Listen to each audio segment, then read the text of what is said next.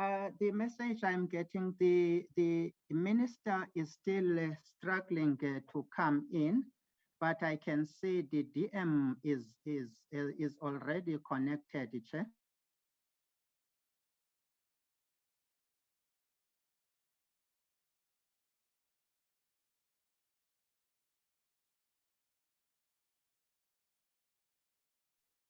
Are all the members of the portfolio committee connected?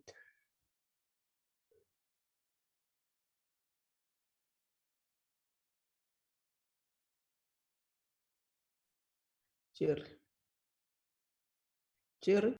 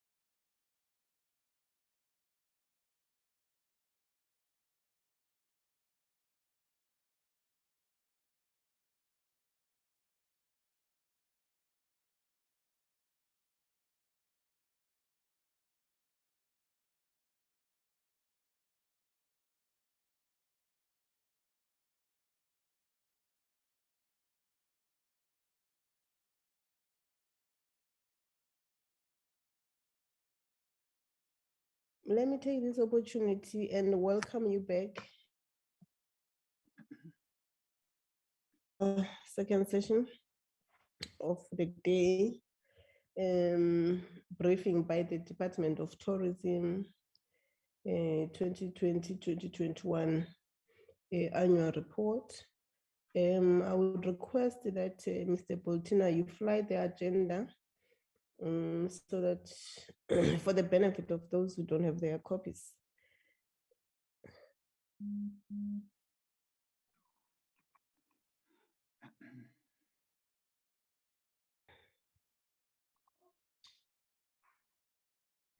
That's the agenda for this meeting.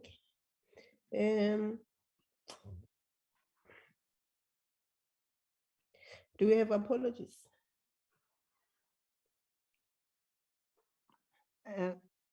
So far, not yet, Chairperson. Do we have some members are still coming in, but already we've got Honorable Gomba, Honorable Sitole, Honorable Makubele Mashele, Honorable Winkler, Honorable Muteka, Honorable Gumbi, and yourself, Chairperson. Okay, so we've got the quorum, Chair. Which is yet. Ntate Bultina ngikhona nami. Oh, it's Mama Mpushe. Yes. Oh, yes, yes. Thank you. Can we move for the adoption of the agenda?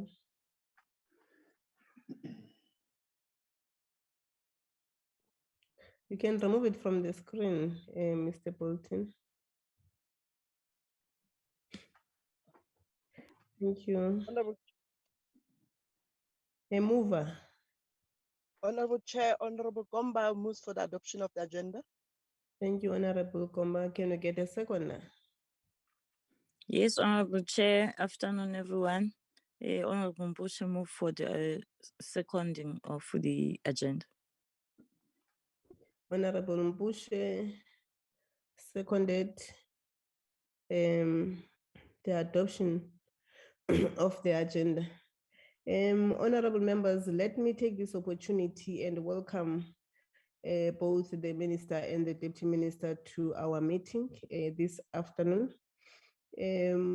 After we had a damning report from the Auditor General, hoping that when they receive the report, they will be able of the AG are implemented, and those who are responsible for whatever thieving or squandering of monies also will be brought to book, and consequence management shall prevail, even if people decided to leave for other entities or workplaces. The money has to be followed and be recovered. And we appreciate the presence of both the minister and the deputy minister to our meeting. It cannot be that who are deceased and employees of the state, and it was never meant for them during the COVID relief and what have you. So we're hoping that when they get the report, also they will ensure consequence management. I'm going to allow the minister to lead us with a team.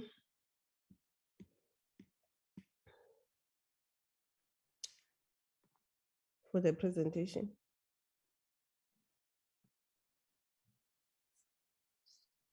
Good afternoon, Chair. The last time the minister indicated that she is having a connectivity challenge where she is. As soon as she is in a place that is able to connect, she will be able to join us. So I'm proposing that we proceed, Chair, until such time that she's able to join us. You are also breaking, Comrade Fish. Your network also is unstable. But okay, I captured the latter part of what you're trying to say. Is the DG in the meeting?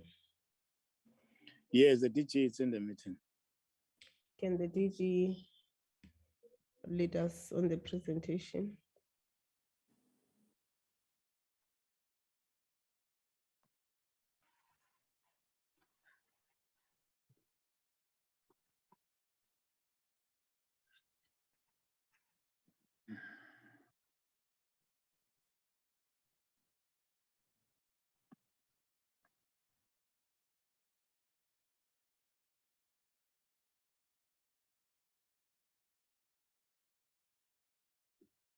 Why is there a moment of silence?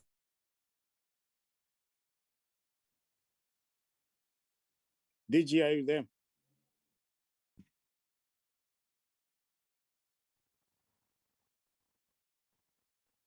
Can the members see the presentation? Yes. Want the DG to speak to the presentation.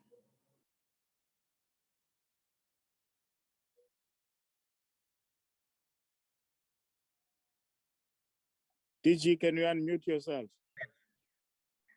Apparently, Minister, DG is muted. He can't unmute him. He can't unmute himself. Yeah. If Jerry can just change that. But Van Nicker, you are the host. You can unmute the DG. Why are you not unmuting the DG? The host can unmute the DG and the co-host. Why are you not unmuting the DG?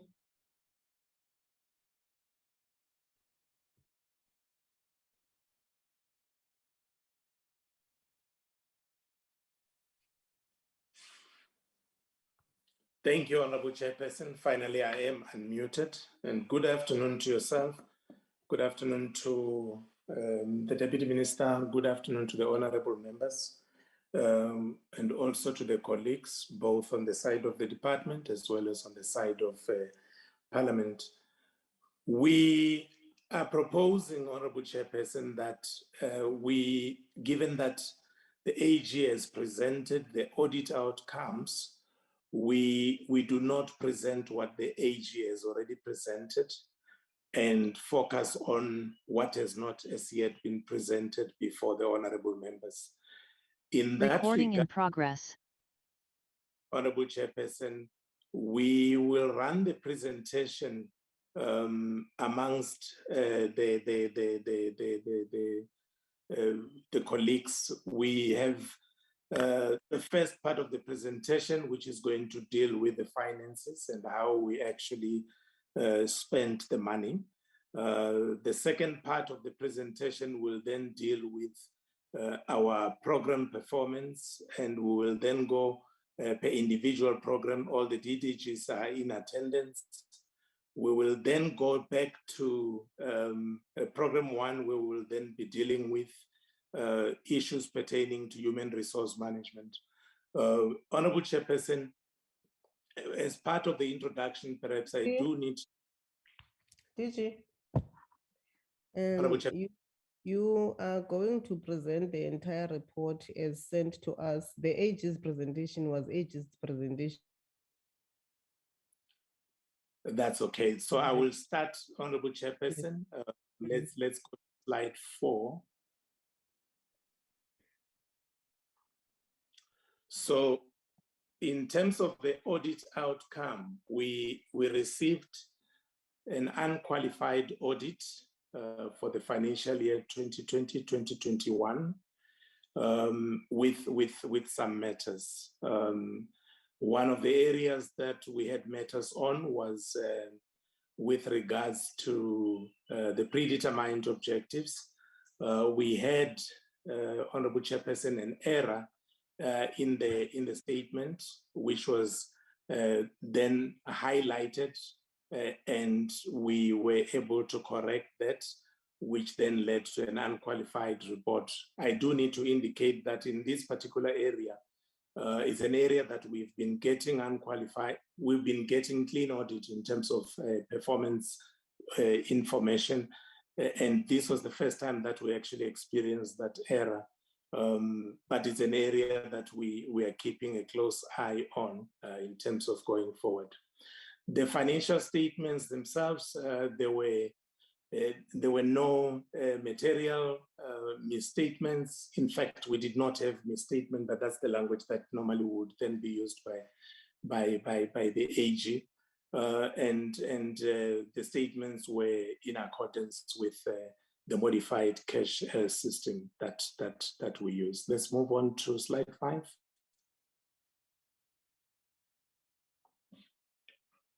Your network, DG, is unstable. Your network is unstable. I don't know what's happening there. Maybe it's load shedding. Chairperson? Yeah, you are better now. Thank you, Honorable Chairperson. In terms of compliance with laws and regulations, we had some areas related to procurement. And in this area, there are 2 things that I would wish to highlight. There was an area where we were, as the audit was being undertaken, it was also brought to my attention at that time to say that there was a decision that was taken with regards to the preferred bidder, and that decision was being questioned by the AG. And upon inquiry, I was informed that it is related to an instance where the advertisement was quite specific about the need to break down the price so that there will be an ability to assess as to whether the work would actually be able to take place within the resources that have actually been budgeted for or that have been costed by the suppliers. And the lowest bidder, so to say, unfortunately did not actually put this breakdown in detail and so on. And as such, that was then the disqualification. But that was an area that got contested between management as well as the AG. The other areas relate to in the past, and this is an area that has recurred. In the past, we have had instances where the local content requirements were not necessarily specifically stated. So during the first year of COVID, I think 2020, mainly within 2020, there was a procurement that was actually done, and that procurement had not specifically stated the requirement for the local content, even though the actual goods had the local content, but the specification of that was not necessarily explicitly stated. It's an area that we had actually given quite a lot of attention. In the cases where we had, Honorable Chairperson, people that were serving as our implementing agents in different projects and so on, we had even taken some of them through detailed training in terms of how they should actually do that when they are engaging with the third parties. We brought in people from the DTIC to also impart skills on the people that are actually dealing with these matters from a supply chain point of view. So at the end of the day, there were some lapses in the actual execution of this. It's an area that we are keeping an eye on because it's not a question of even any money lost. And it is simply a question of making sure that as the advertisement goes out, it actually explicitly states that which we are expected to deal with.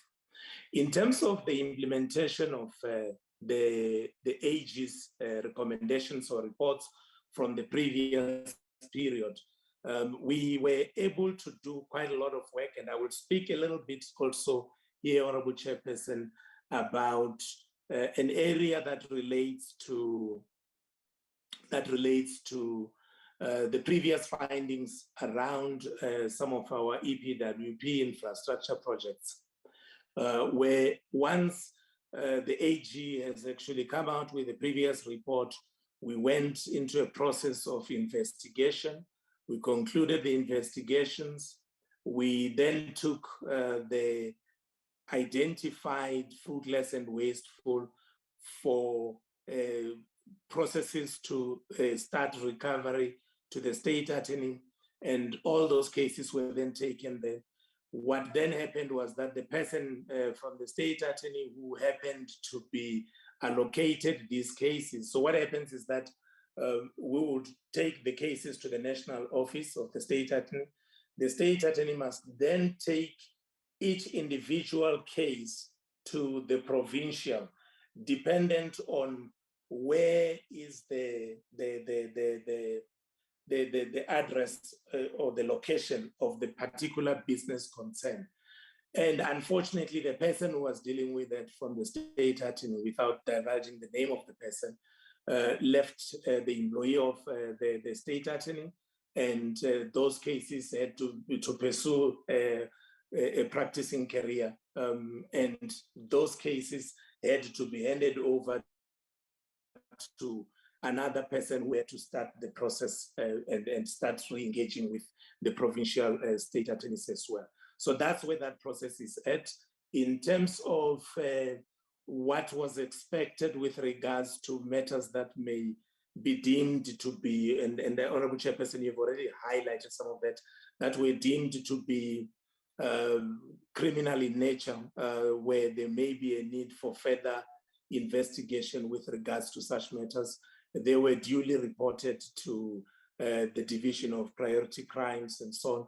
And we do get from time to time, Honorable Chairperson, some form of an update in terms of where things are at, and that's why I'm able to even explain the fact that at this point in time there's a further engagement with the state attorneys at a provincial level.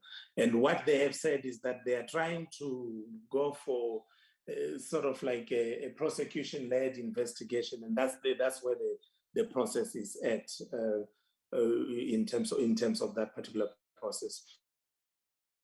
In terms of making sure that internally also consequence management are applied, in this particular instance, one of the employees had already left the organization who was implicated, but is still in the employ of the state, well, not even the state, of government in particular, within a particular province. So I have written to the head of the department of that particular province, informing him and also providing him with the details associated with the matter, and they will then be taking it from there. Internally, we initially charged, and as we had charged, we then went for 2 cases where we had a presiding officer, and this was a very strange phenomenon, I would say, Honorable Chairperson. We had a presiding officer who came in, and when the person came in, was given all the cases to say, well, you will then preside over these particular cases. The person says, well, that's fine. Let's set the dates and so on. And upon setting those dates, the person went into that particular setting, and on arrival, and not even on the insistence, for instance, on the insistence of the defendants, but on own accord decided that the person would initiate a discussion that says, why should I hear these matters when they are very old? And at that time, Honorable Chairperson, these matters were not old. These matters were coming from a 2018-2019 financial year audit, which actually within 2019-2020 was then audited, and within 2020 it was already investigated, and these charges were actually preferred. And the person said, these are matters in terms of the occurrence of these events that took place way back, and I'm not interested in hearing this, I dismiss this thing. We have subsequently taken those matters, Honorable Chairperson, to the High Court for review, and that affected 2 employees. So those matters have actually been taken to review at the High Court. And the other processes are still underway. So we are serious, Honorable Chairperson, about ensuring that consequence management is applied. And in terms of the details with regards to other aspects that relate to the Tourist Guiding Fund, the DDG responsible for tourism sector support services, when she makes the presentation, she's also going to speak to those matters. Honorable Chair. Honorable. Yes. Who's calling out on the chair? Honorable Chair. Yebo.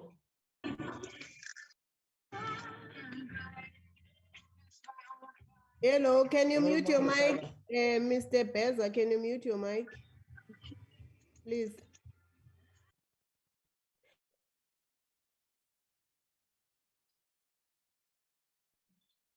Honorable Chairperson, Beza Njona is our Chief of Staff. But it doesn't mean he must. Wait. I did not ask who Beza is. I said he must mute his. Okay. He can't come here and unmute the mic because it's disturbing the meeting. That's what I'm saying. Okay. Accepted. Yes. Can you speak on the presentation and stop responding to the AG? On slide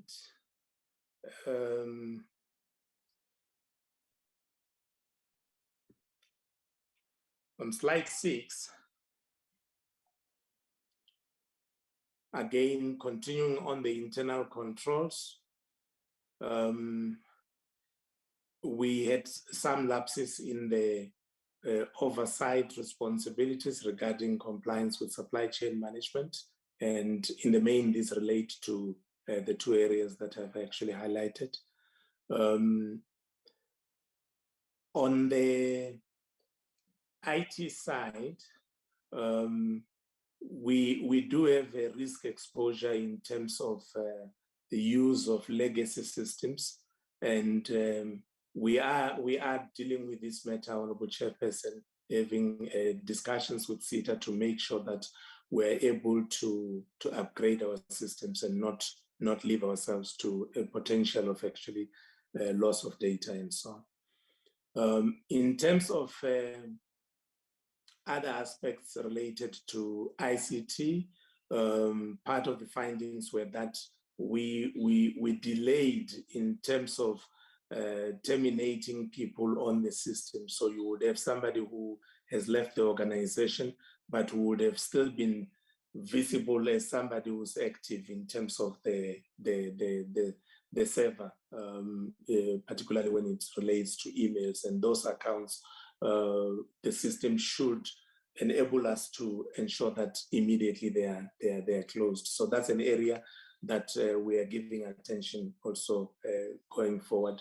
I've spoken about that last part of slide 6, which relates to the aspects detailed in my input with regards to what we have done with regards to the issues related to fruitless, wasteful, and the irregular expenditure.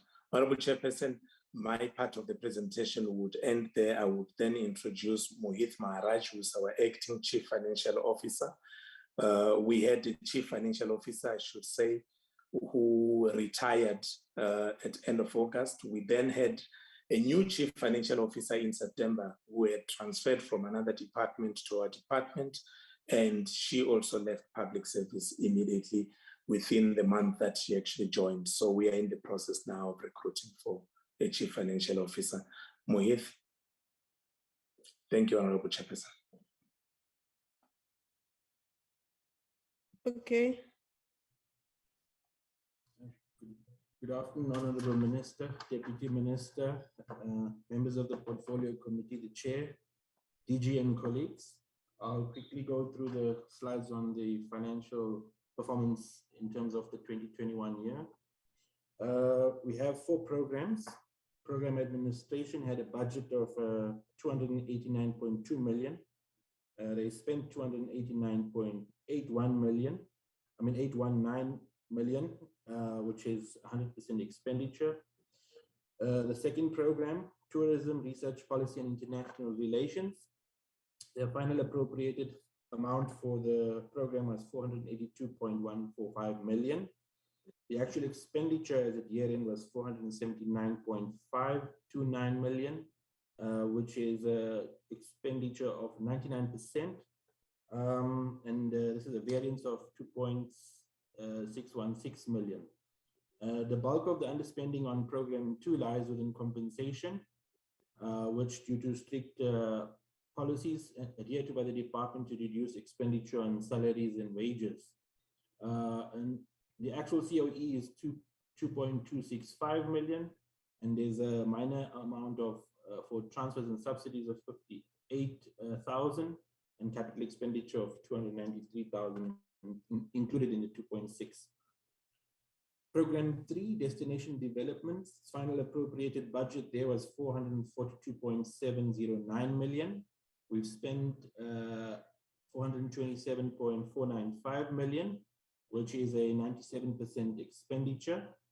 The variance is 15.214 million. The bulk of the unspent funds is due to funds allocated to the EPWP program incentive, which was not approved by the Department of Public Works for spending. So these funds must therefore be relinquished to the National Treasury as unspent funds.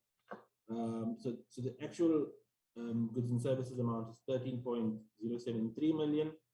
COE included in the 15.214 is 2.135, and a minor capital amount of 6,000 in the variance. Then program 4, which is the tourism sector support services, had a final appropriated budget of 212.184 million. The actual expenditure on the program was 195.406 million, which is an expenditure of 92% of its budget. The variance is 16.778 million. The bulk of this underspending lies within the tourism incentive program, of which funds were set aside to provide financial relief to freelance tourist guides due to the effects of the COVID-19 pandemic on the tourism industry. Since the total allocation was not fully taken up by the tourist guiding sector, the remaining portion had to be relinquished back to the National Treasury. So in total, the department had a budget of 1.426860 billion. We spent 1.392.249 billion. That is a 98% expenditure against budget, with a total variance of 34.611 million. This was the outline in terms of spending per program and the reasons on the variances. The next slide here summarizes the information in terms of expenditure per economic classification.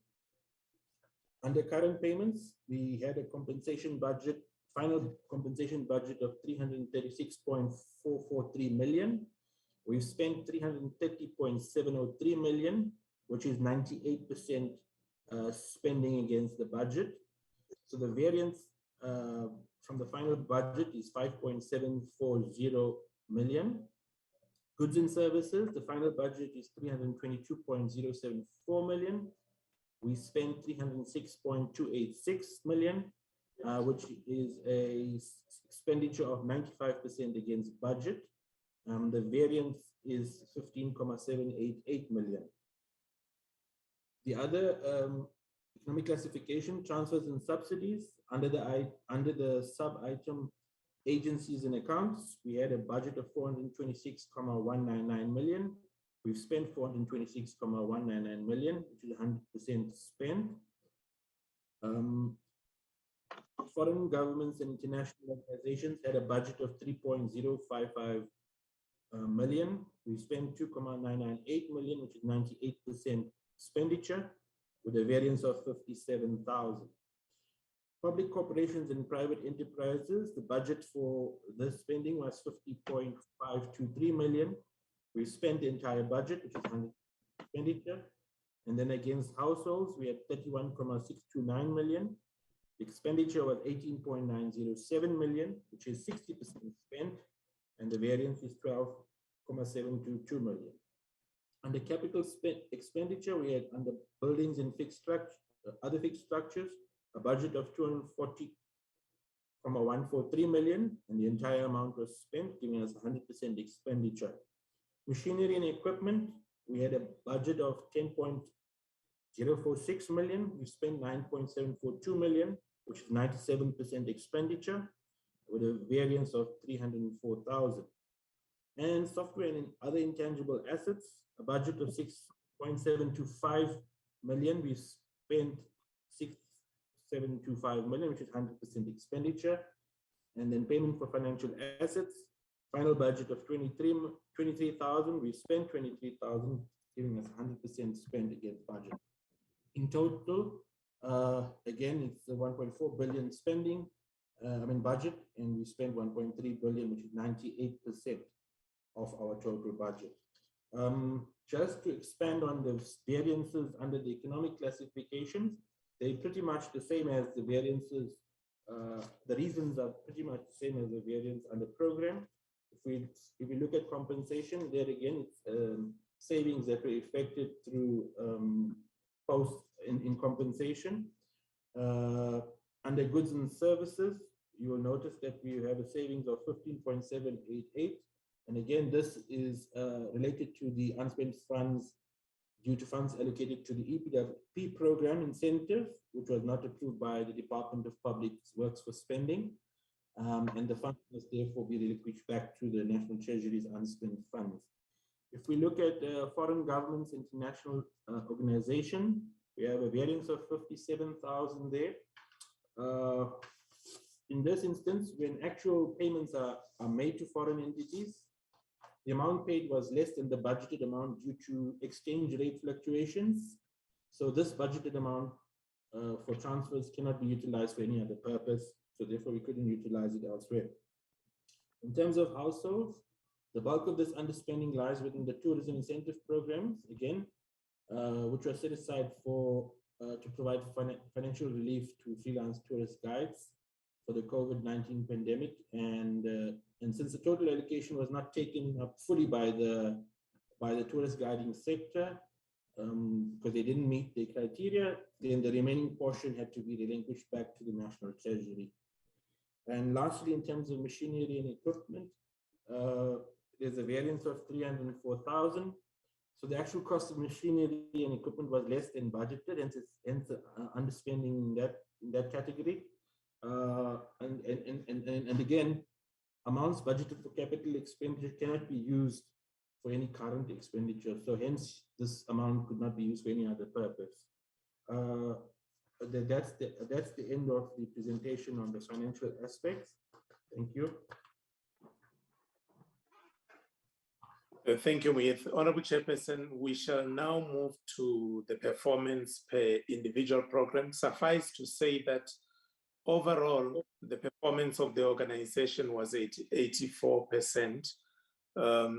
And in different branches, we had different performance. But corporate management, we had 86.67%.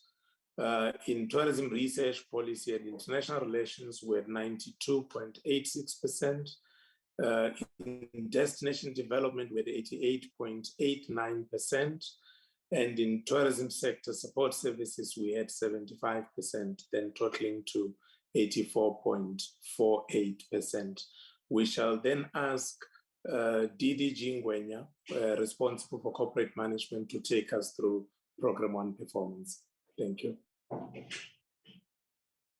Thank you, TG. Good afternoon, Honorable Chair, Honorable Minister, Honorable DM, and Honorable members, colleagues. We commenced the financial year with 15 targets, 13 of which we were able to achieve. There were 2 targets which were not achieved. However, there was significant progress registered on those targets. On indicator number 1 on the audit outcome, I'm not going to repeat this one. DG has already provided details. The target was unqualified audit, which was therefore met. Indicator number 2 was on vacancy rate, and the target was to maintain a 10% or less vacancy rate. This target was not met. We closed the financial year at 11.2%. And this was a target that was affected by how 2020 started. The first quarter of 2020 was basically the quarter where we were under lockdown, graduating to a level where we experienced level 5 lockdown. We were able to recover in the second quarter and implement a number of COVID protocols for us to be able to proceed with the filling of vacancies. And one of those was the establishment of an online application response system. Though the system was efficient, it resulted in high volumes of applications received by the department. And given that we had a hybrid working environment, the gross listing of applications took much longer, given the conditions under which we were operating. We also had a number of transfers and terminations, which contributed to the high vacancy rate. We have commenced with the implementation of strategies to ensure that we are going to close the current financial year with a vacancy rate that is therefore managed. The 2020-2021 financial 2021-2022 financial year term was the first year where Treasury implemented the budget cap, and therefore aligned to managing the situation under budget cuts. There are a number of strategies that we are therefore implementing to ensure that we meet that target at the end of the current financial year. The next target relates to 50% women representation at SMS. This target also was not achieved, and the challenge with this one is that it is a moving target. We then get to experience different percentages across all quarters, given the movements in terms of appointments and terminations. We have also registered progress. Many benefits were realized in the 2021-2022 financial year in terms of maintaining a 50% vacancy rate. But as and when you have appointments and termination, both by males and females, the vacancy rate, the percentage is therefore affected. But what we are working on the vacancy rate will then create a sustainable system to ensure that we move towards comfortably achieving that target and maintaining it as we proceed. The next indicator focused on maintaining 3% of people living with a disability within the department. This is a target that we have achieved. We closed the financial year at 4.3%. The next target was about maintaining a 91.5% Black representation within the department. That target was achieved. We closed the year at 96.1%. The next indicator relates to workplace skills plan, which is training intervention. This one too, Chair, we started the financial year under lockdown very slow, particularly because a number of our service providers were not yet ready to implement online training programs. However, we were able to recover in the second quarter and closed the financial year with the target being met. The next indicator was on the annual internal audit plan. This target was met. Amongst the work that has been done was the adoption of the Internal Audit Chapter. We also were able to adopt and implement the internal audit plan in full. The next indicator relates to the communication strategy. The 2020-2021 communication strategy also started very slow, given the dynamics of the first quarter.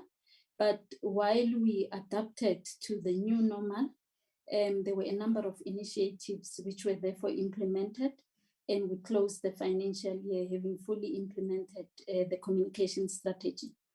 We also had a target of reviewing the 2021-2022 communication strategy that was reviewed and approved for implementation.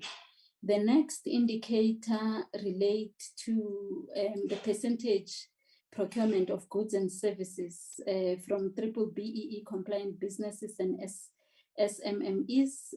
There were two targets. One was to achieve 100% expenditure on procurement, which was achieved. The second one was to at least achieve a minimum of 30% expenditure on procurement of goods and services from SMMEs. We were able to achieve the minimum and recorded a progress of 61.79 expenditure. The next indicator relates to the payment of invoices within 30 days, and all invoices were paid within the regulated or required time frame. The next indicator relates to the implementation of initiative to promote reasonable access. And for the 2020-2021 financial year, the target was to implement 8. All of those were implemented. And these programs are aimed at ensuring that you create a gender sensitive and gender responsive environment while maintaining diversity.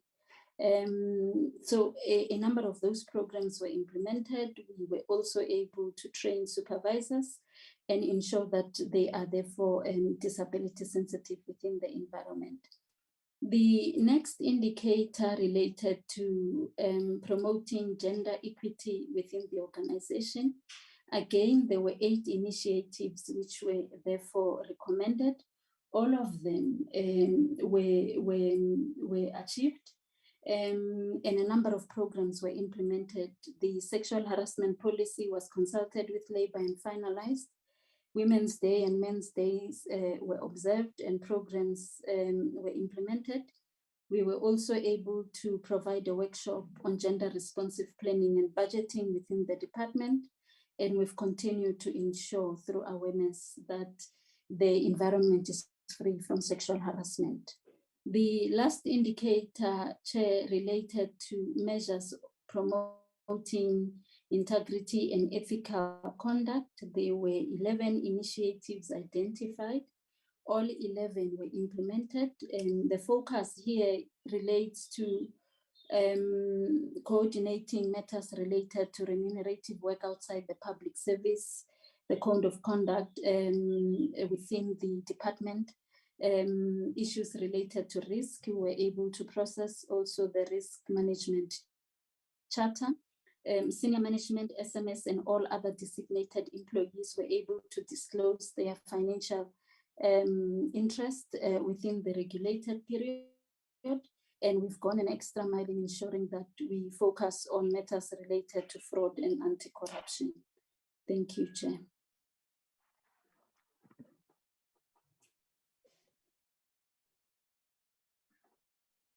Thank you, Honorable Chairperson. We'll go to DDG Malan, who's responsible for tourism research, policy and international relations, Program 2. Thank you. Thank you very much, DG. Good afternoon, Minister, DM, Honorable Chair, and Honorable members. As DG indicated, I will take Honorable members through Program 2. Just to indicate, Honorable members, that as you are quite aware, was not a usual year. It was a very unusual year. Of course, impacted by the COVID pandemic. And the year was characterized by a need to respond to the pandemic with a sense of urgency. So as a team, we had 14 targets, annual targets to implement during the previous financial year, of which we managed to implement 13. And in addition to rolling out the implementation of these projects, we also had to respond to the pandemic. And Honorable Chair and Honorable members will be aware that we also then subsequently developed a tourism sector recovery plan that was approved by Cabinet as part of the work that we did in the previous financial year. But coming to the work that was in the APP, our first target was around our monitoring and evaluation reports, and we targeted 9 of those reports. These included 4 tourism quarterly performance reports, 2 reports on the impact of COVID on the tourism sector that we also used to in the development of our tourism sector recovery plan. During the year, we also advanced the implementation of our national tourism sector strategy that is driving the sector, of course, the strategy that is driving the sector. And we compiled our annual implementation report as planned. We also, as a team, monitored the implementation of the Tourism Relief Fund, and the preliminary input evaluation of the impact was also developed. We annually, honorable members, also commence with the drafting of a State of Tourism report, and we published the previous State of Tourism report, and both those reports were completed as planned. We can move to the next slide, please. Then, Honorable Chair and Honorable members, during our planning before the commencement of the previous financial year, we did highlight the importance of the development of a national tourism, analytics system framework that will guide the rollout of the analytics system. We did from the onset plan this project as a project that we will obtain external resources to assist us with the project, noting our limited resources. We didn't anticipate that we will really struggle to get suitable service providers to assist us with this project. We really looked for a service provider that has knowledge about the sector, but also about systems. And we had to advertise more than once before we did manage to get a suitable service provider, which then ended up to a conflict of interest, and we couldn't continue with that service provider. So that had a big impact on that specific target, and that is also the only target that we couldn't achieve as a team. I'm happy to report that subsequently we did manage to get a service provider, a capable service provider on board, and the framework was developed and is currently in the process of approval within the department. Next slide, please. In terms of the initiatives that we have implemented to create an enabling policy and regulatory environment for tourism growth and development, we targeted 3. The first one was the policy review that we did on the quality assurance framework. The second one was the report on the regulations in respect of the National Tourism Information and Monitoring System that was developed. And the third one was the draft review of the development and promotion of tourism in South Africa. All 3 of those reports were developed as planned. Next slide, please. Then in terms of our multilateral relations, honorable members, it was a very busy year last year, also with a number of multilateral and bilateral engagements with the objective of discussing the impact of COVID on different countries as well as their response plans. But in terms of our plans, we focused on 4 initiatives to advance South Africa's tourism priorities when it comes to multilateral fora. And those are the IORA core group on tourism, the SADC, Southern Africa Development Community, the G20, as well as the AU. And I'm happy to report that in all these fora, tourism is receiving more and more prominence as a very important sector for growth and job creation. Next slide, please. I think we skipped. Yeah, thank you. And then, honorable members, regional integration is of importance to us, and to advance that objective, we had 2 specific programs in the previous financial year. The first one speaks to our annual best practices workshop. That is an event or a workshop that we started a number of years ago that is proven to really assist us to roll out the implementation of bilateral agreements that we have with countries. but also learn from countries from their best practice experiences. And then secondly, we do have a number of MOUs that we have signed with countries in Africa, but also the rest of the world, which is important for us to ensure that we do implement and leverage from those bilateral relations, and we do develop reports on those, and those two targets were also achieved. And then, Honourable Chair and Honourable Members, as I think it's the last point now, is that as a team, we are also responsible for the oversight over our public entity, South African Tourism, and we are required to produce quarterly reports on the governance and performance of South African tourism, and that we have also done and achieved. Thank you very much, Honourable Chair and Honourable Members. That concludes Programme 2's presentation. Honourable Chairperson, we shall now move to Destination Development, Programme 3, led by DDG Shamila Chetia. Shamila? Thank you very much, DG. Good afternoon, Honourable Chair, Honourable Members, Honourable Minister, Honourable DM, DG and colleagues. Chair, I'm going to present the Destination Development area of work. And last year we had 9 targets, 8 which were fully achieved and 1 that was not achieved. As DDG Milan has indicated, it was very business unusual.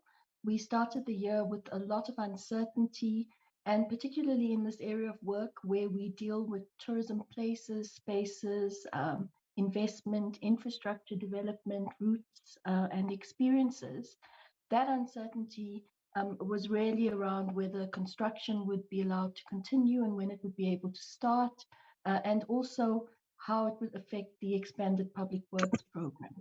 So within that context, Chair, the first slide talks to our destination planning initiatives, and we are in the process of actually creating a budget resort network and brand. Last year, the work that was done within the space was to actually work out the institutional arrangements and also to actually pilot the brand and network concept with key stakeholders. That was achieved. The third target then is the viability study for the new rail tourism model. And this was the target that we did not achieve. So within this context, the work that was done here was a 2-step process. The first step, of course, was meant to be the initial research on it, which involved desktop research as well as a survey with 3 different sets of people: consumers, tourism businesses, and strategic partners. And then depending on the outcome of the survey, we were then going to do the second part, which was the viability study. We did complete successfully the desktop research as well as the viability study. And all of that was then put into a synthesis report, which pulled together all of the different elements of the work. And what the purpose of this was really to establish what was the market appetite for rail tourism in South Africa from various different sectors: business sector, our strategic partners, as well as consumers themselves, both domestic and international. And the study did say that there is in fact appetite for rail tourism experience in South Africa, but that in order for us to actually make rail tourism a reality, the broader rail tourism infrastructure would need to be addressed within the country. So at that point in time, we thought it would be prudent to actually halt the full viability study and actually look at it, once we had had more detailed conversations with our colleagues in other departments about the practicalities of making this a reality. We have subsequent to this had discussions with our colleagues in the Department of Transport, as well as colleagues at Transnet and at PRASA. And we are working with those colleagues to look at the synergies between their plans and ours, and the long-term work that we need to do to actually make this a reality. Next slide, please.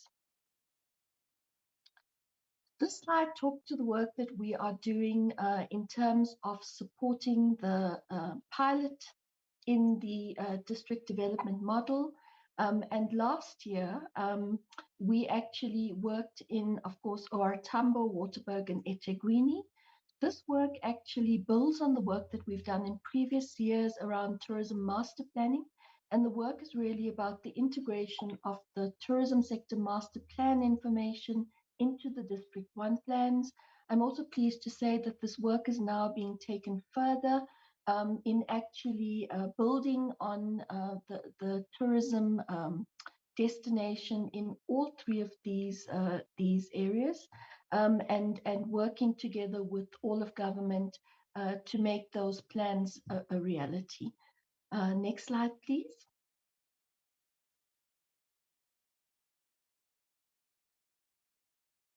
The next set of work talks to our destination enhancement initiatives. We have a project that is funded by the European Union, and this is the development of the Dinosaur Interpretation Center in Clarence. The work in the Dinosaur Center has in fact continued in the last financial year, and at this point in time, there are just minor snags that need to be done for the actual physical building itself. And work on the exhibition itself is about to commence. The second piece of work then was the infrastructure maintenance program in 3 national parks. We did implement them in Marikela, Addo, and the Karoo. And I'm also happy to say that in fact that program now is implemented in 19 national parks, and we're just about to expand that program into provincial parks as part of the tourism sector recovery plan. The third set of projects then was to actually look at concept developments for 5 community-based tourism projects: Numbi Gate in Mpumalanga, Nantoni Dam, Shatohwe Game Farm, Mtiti Game Farm, and Mapate Recreational Social Tourism Facility. Those 4 projects are all in Limpopo.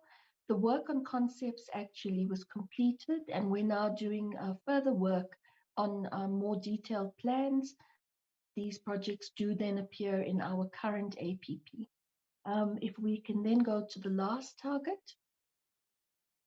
second last target, my apology. We also concluded work on 5 local community museums, and this was to complete a needs assessment for product enhancement at Anton Lembede, McGregor, Amatlubi, Sol Plaatje Museum, and the Lehorutsi Liberation Heritage Museum. That work was also concluded. We're also now taking this work further in terms of our detailed plans, and they do form part of the work that we're currently doing in our APP. The last target then is the expanded public works target of work opportunities. At the beginning of the year, because we were largely uncertain about when the tourism sector would actually open, we had set a target of 2,500 work opportunities. And at that stage, that target did look like it would be a very tough target to meet, given that the sector, our model is to place our participants at operational facilities, and many, of course, as you will know, of the tourism facilities were closed. Fortunately, the lockdown restrictions were lifted much earlier than we'd actually anticipated.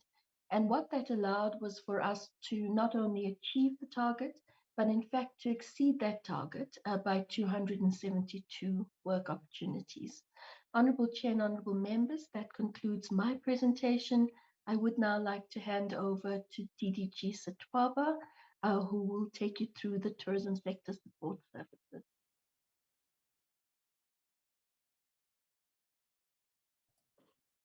Thank you very much, DDG Shamila. Good afternoon, honorable members and honorable chair. Thank you for this opportunity. Good afternoon, Minister, Deputy Minister, DG and colleagues. The branch TSSS, as we normally will call it, exists to enhance transformation of the sector, to increase skills level, and also to develop support to ensure that South Africa remains a competitive destination. In all, we had 20 targets. 4 were reported not achieved, though sufficient work has been done. 1 was not achieved. If I may go straight into the actual performance, our initiative to stimulate domestic tourism, the target was the implementation of the domestic tourism rejuvenation measures, which we had were able to achieve. Domestic tourism scheme was implemented in KwaZulu-Natal, in Gauteng, the Northwest, and including Western Cape.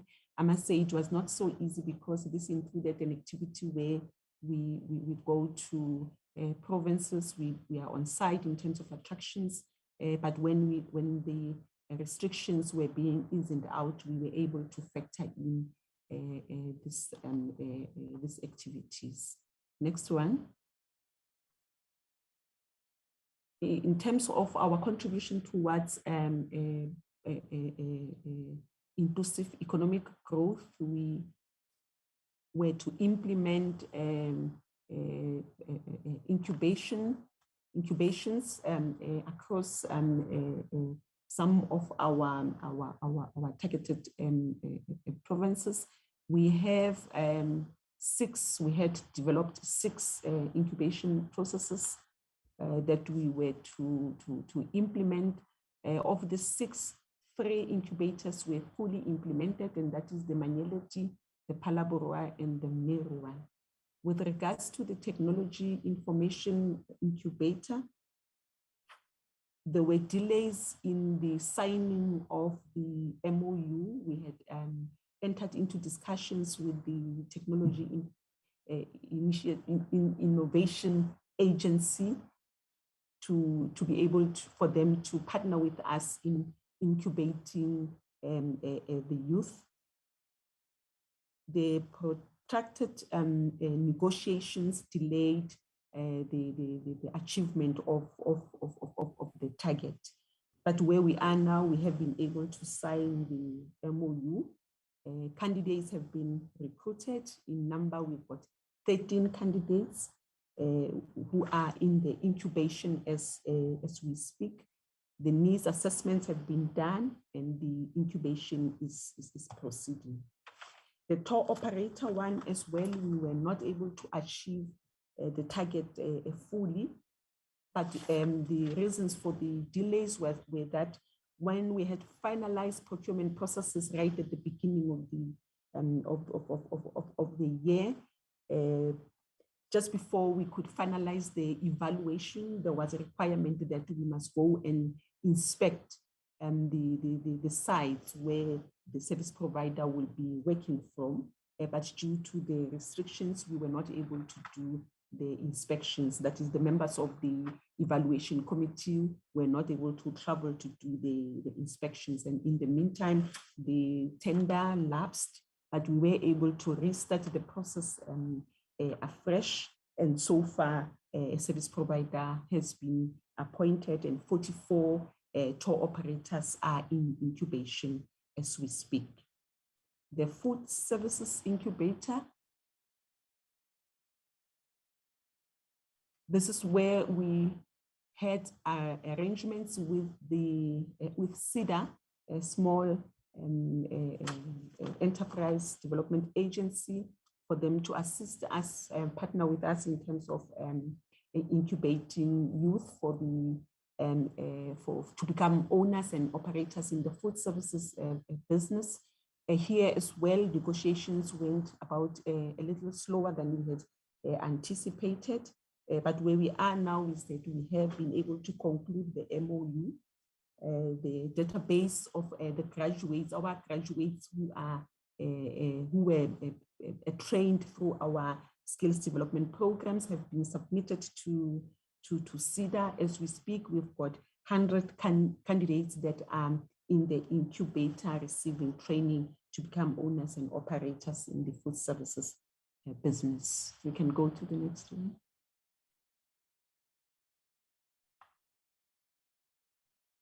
In terms of initiatives to increase participation of women in the tourism sector, the one target was the implementation of enterprise development program for up to 25 women in the 9 provinces.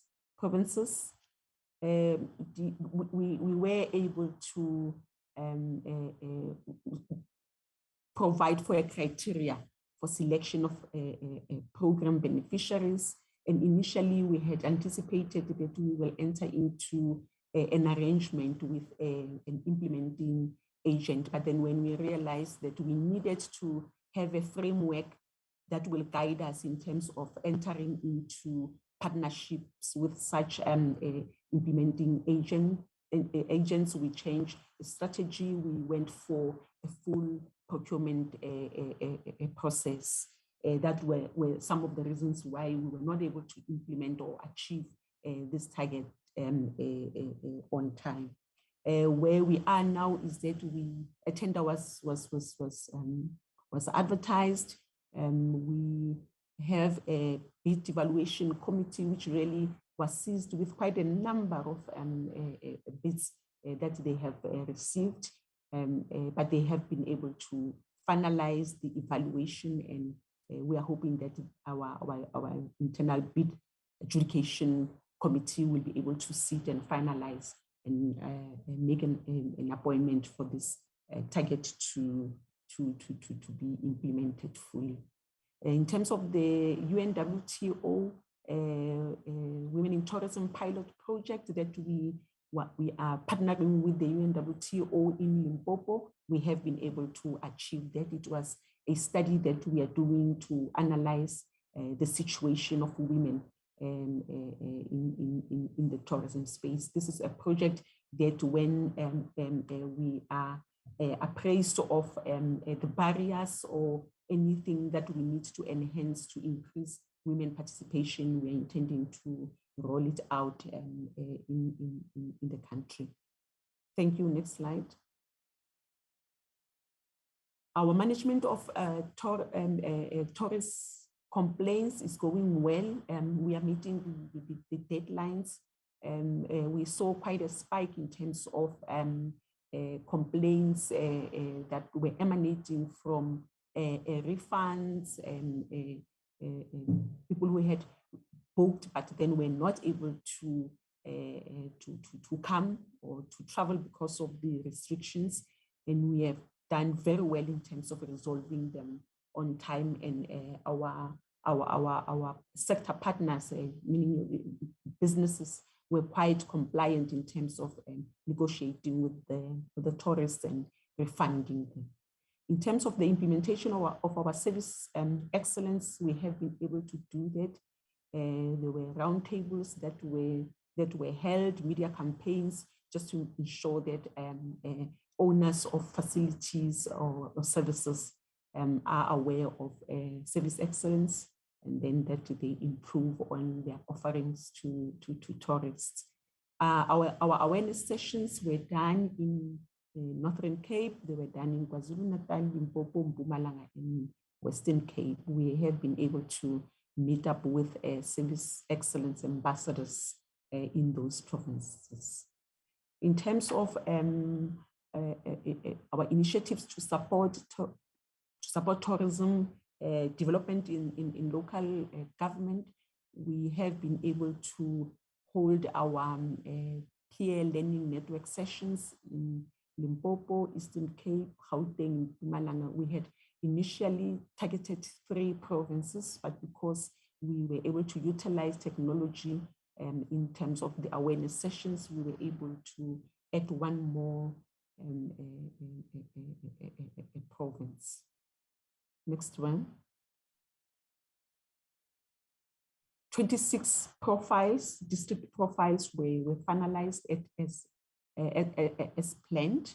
And in terms of the capacity building program, we are training tourist guides in the Mandarin language. we were able to successfully train 20 tourist guides in the first phase of the course.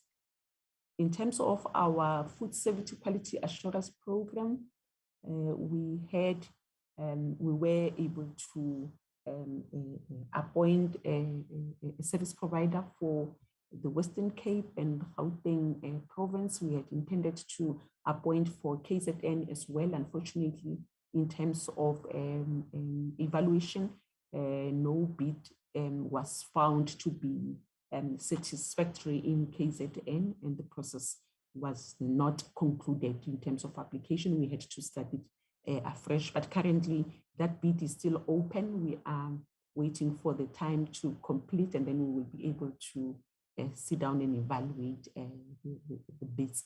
But with regards to learners in the Western Cape and Gauteng, as at the close of the financial year, we were at a stage where we had recruited and selected. I know that for Western Cape, on the date that we were to go for induction of learners, we were under the restrictions already, so we had to cancel because this is like a gathering where learners go to venues, and then we go with a service provider to be able to induct them. But for Gauteng, we had completed induction already. The program is coming into place in terms of the actual provision of the training. Well, in terms of the wine service training for the sommeliers, we were able to implement it successfully. Next slide. The hospitality youth program in KZN, Western Cape, the Northern Cape, the Northwest, Gauteng and Mpumalanga provinces was successfully implemented and finalized. We were able to enroll 20 women with the Executive Development Program with UNISA. They are currently finalizing their capacity building program. And this is an initiative where we are raising the profile of women so that they can be able to occupy executive positions within the tourism sector. Next one. Oh, there is the TEIP. It's not in there. Okay. Yes, the development of the Tourism Environmental Implementation Plan. The delays were really on the development of the concept so that it can be approved, and then we start to appoint a service provider for them to do the consultation and also to draft the TEIP. I'm happy to report that all of those processes have been done, and as at the close of the financial year, we were left with the approval by the committee that is established in terms of the National Environmental Management Act. That was done, and Minister has already approved the gazetting of the TEIP. It was gazetted recently. Thank you very much, Honorable Chair. That was my last slide. Thank you. Thank you, Honorable Chairperson. We will go back to Program 1, Corporate Management on Human Resource Information. DDG. Thank you, DG. Honorable members, this slide provides employment equity representation per occupational band. If you look at top management, the total is 9, and the balance between male and female is, at the time of closing the financial year, males were more than females. But we are happy to report that now we are currently sitting at 50-50 representation. The senior management band is the one where we are experiencing a challenge on 50-50, and it is the band which is affecting our 50-50 representation. And this band includes positions at the level of director and chief director. We have a total of 57, But when you look at the gender representation, males are at 32 and females are at 25. Though the gap is not big, but the impact in terms of percentages creates that gap. And this is the area where we want to pay more attention to it. The professionally qualified includes assistant directors and deputy directors. We are currently sitting at, we closed the financial year at 226. And this is a band where we are doing very well. And this is encouraging given that this band is a feeder to your senior management. And therefore, we are comfortable that the band that feeds into senior management has achieved 50-50 representation. Males are currently sitting at 100, while females are at 126.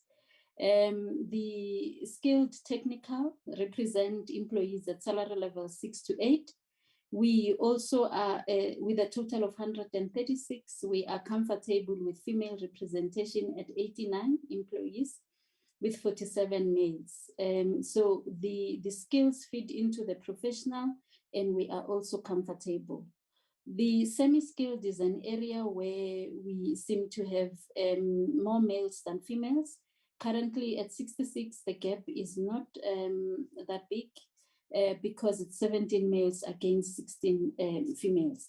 But it was important to note that the challenge and the impact on 50% women representation currently resides at senior management. The next slide provides numerical representation of workforce representation as at the end of the financial year. And this is the slide that was presented earlier, but here we are simply indicating the racial distribution with Africans at 87, coloreds at 4.5, Asians at 3.7, whites at 3.9.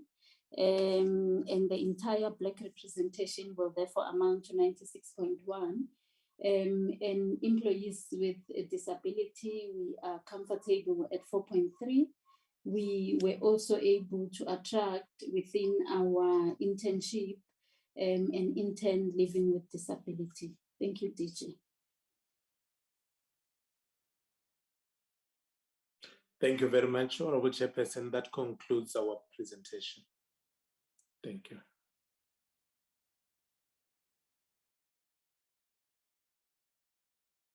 Was that the end of the presentation, DG? That is correct, Honorable Chairperson.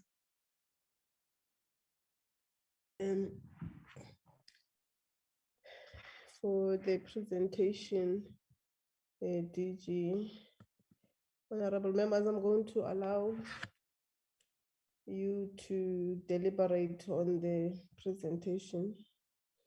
Can I see hands?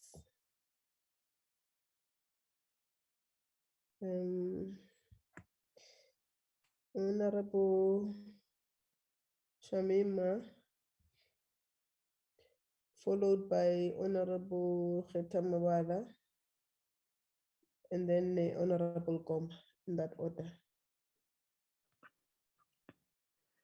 Thank you, Chair, and thank you to the presenters. I just have a few questions. What has the department actually done to strengthen internal controls and to prevent recurring findings by the AG? I think it was 33% for the Department of Tourism, recurring findings, and it was 45% for South African tourism. Then how is the department actually going to internalize those audit outcomes and the recommendations? And how is the audit committee going to ensure that by the next financial year, we have resolved all the investigations, there's been consequence management, and there's not repetition of those recurrent findings. Then with regard to the EPWP program, what exactly was the nature of the irregular, fruitless, and wasteful expenditure?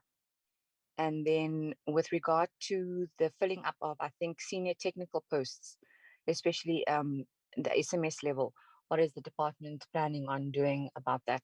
Thank you.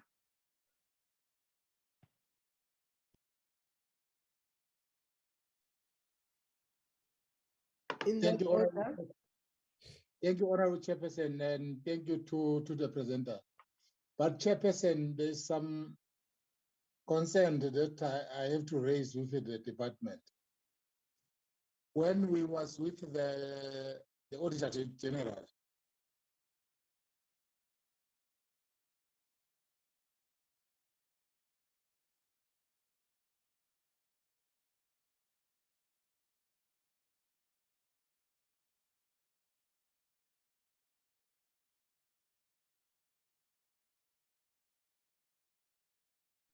Your network, Honorable Khetan.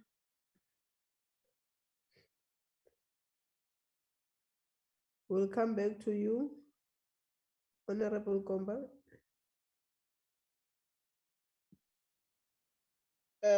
Thank you very much, Honorable Chair. Honorable Chair, I'm also going to the area of the Auditor General report first. Honorable Chair,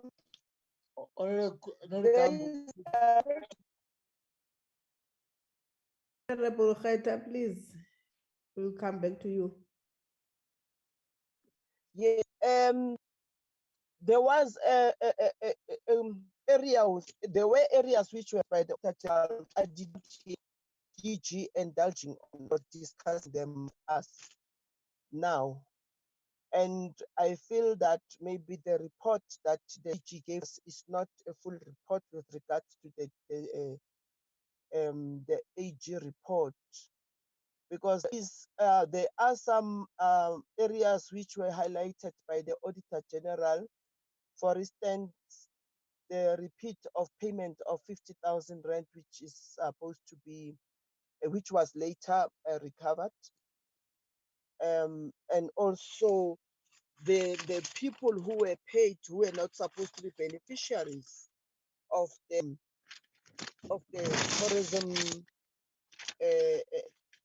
relief fund, and the list was actually listed. It was actually mentioned here of 26 beneficiaries who don't, I am not sure they're coming from department, and then those who are coming from SASA, the double dipping of 100 people, the invalid ID, and others were IDs, like for instance, we had 1,172 IDs which were questionable, and then 641 UIF beneficiaries, but were benefiting from the fund itself, and 17 of the deceased. I'm not sure which department or who is liable to pay, who was paying this, who is the responsible a person who was paying this pool or department. Maybe we are asking a wrong question to the wrong people. So maybe that's why it is not even coming from the DG's presentation.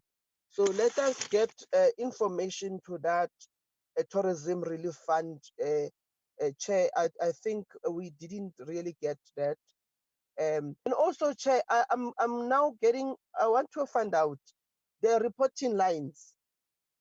All the what you call the companies that are working together with our tourism department, who is reporting to who, or who oversees to them before they come to report to the portfolio committee? I mean, the line of accountability or monitoring. Is there any head, or do they have their own DG who's doing that, or do the same DG get a report from all this?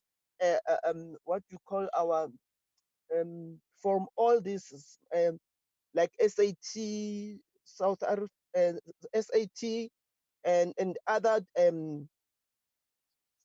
subsidiary departments. So I find, because it is very, very important to understand why do we have things that fall apart if we have a proper reporting line and monitoring by the main department, which is Department of Tourism. Thank you, Chair.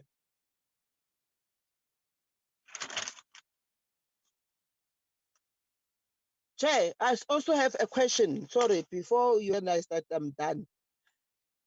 I have coming to vacancies. How many resignations were received in the previous financial year?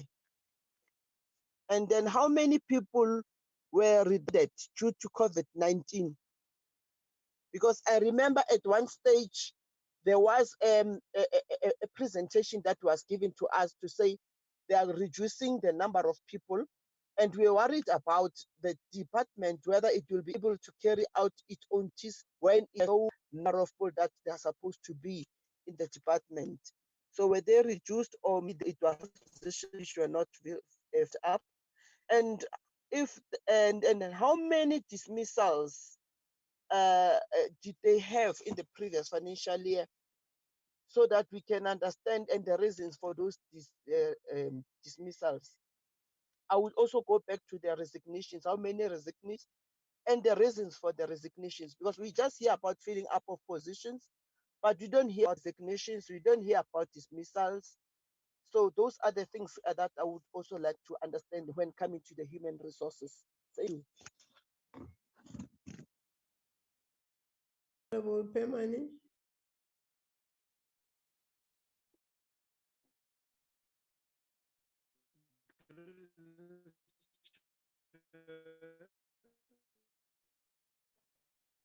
Am I audible now? Hello? Yes, you are audible now. Okay, thank you very much. Chairperson, I've got a concern because on their reports, on their presentation, they are missing very serious. You can increase your volume. Your volume is too low. Payments of about the volume. Is it fine now? Yes. Yes. I was saying DG didn't tell us about the payment of 17 dead people. Because really it is very serious. If the relief fund was for South Africans who are struggling, and then we see the department paying people who are not existing, the dead ones, and also 1,172 people without IDs or incomplete IDs. This is totally a theft. It's a theft. It's a corruption. So the DG must come out and tell us who did DG, who's DG. These things happens under his or her control. Thank you very much. Honorable Kheta, are you back?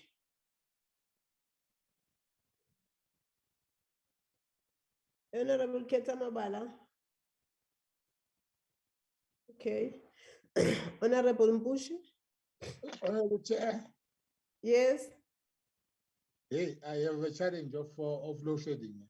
We hear you properly now. You can. Honorable Chair, my first question was about the qualified and unqualified auditing. If they can actually qualify, which is which on that one. And the other one, Chairperson, I'm worried about their target. If you check, they understand on tourism research and tourism sector support and household. But I'm trying to check, why are they targeting something that is unachievable?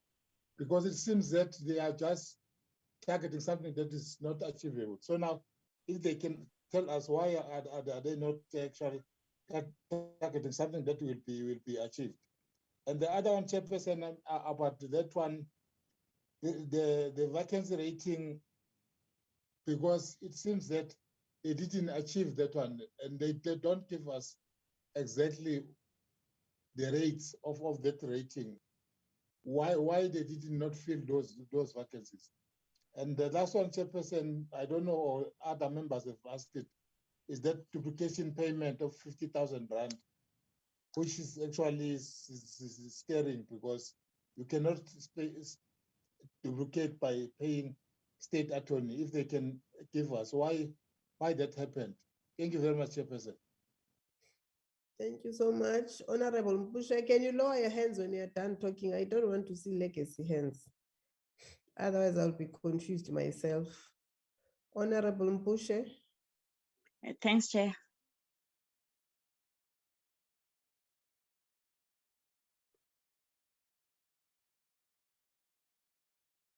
Honorable Mpushe.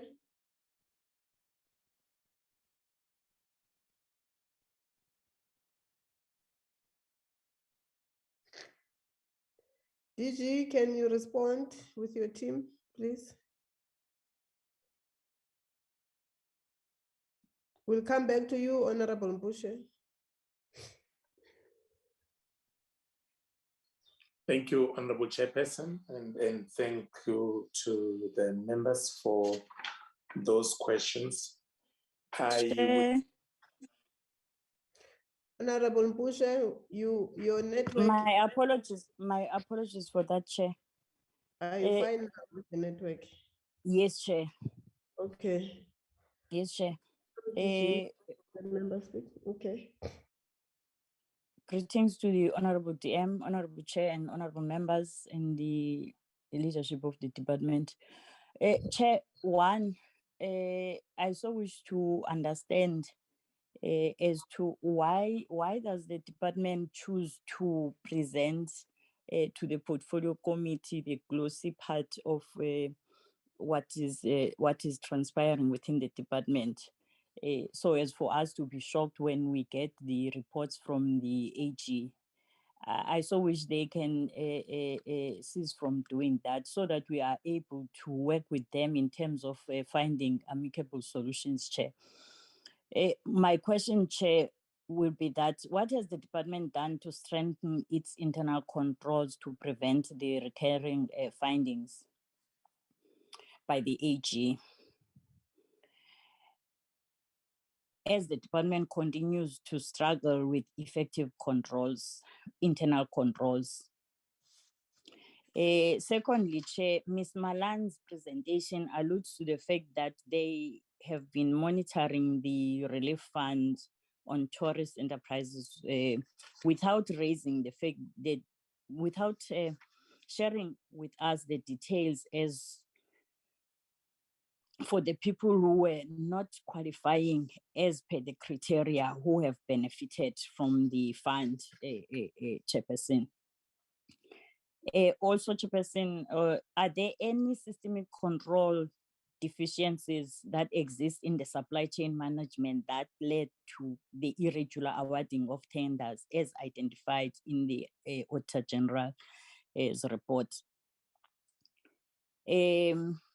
Also, Chair, why would the department not approve funds that are meant for the EPWP, Chairperson?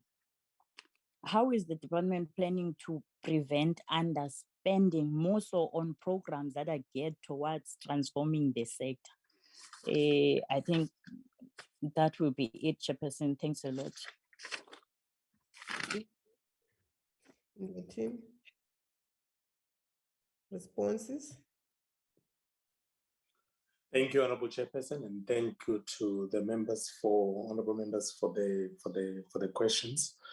I'm going to ask the DDGs in chronological order, starting with Program 1, to provide some responses, and then I will also come in at the end after Program 1 to complete it. The acting CFO would also come in. So we'll start with DDG Ngwenya, and then we'll move on to acting CFO Maharaj, and then we'll go to Program 2, 3, and 4. DDG. Thank you, DG.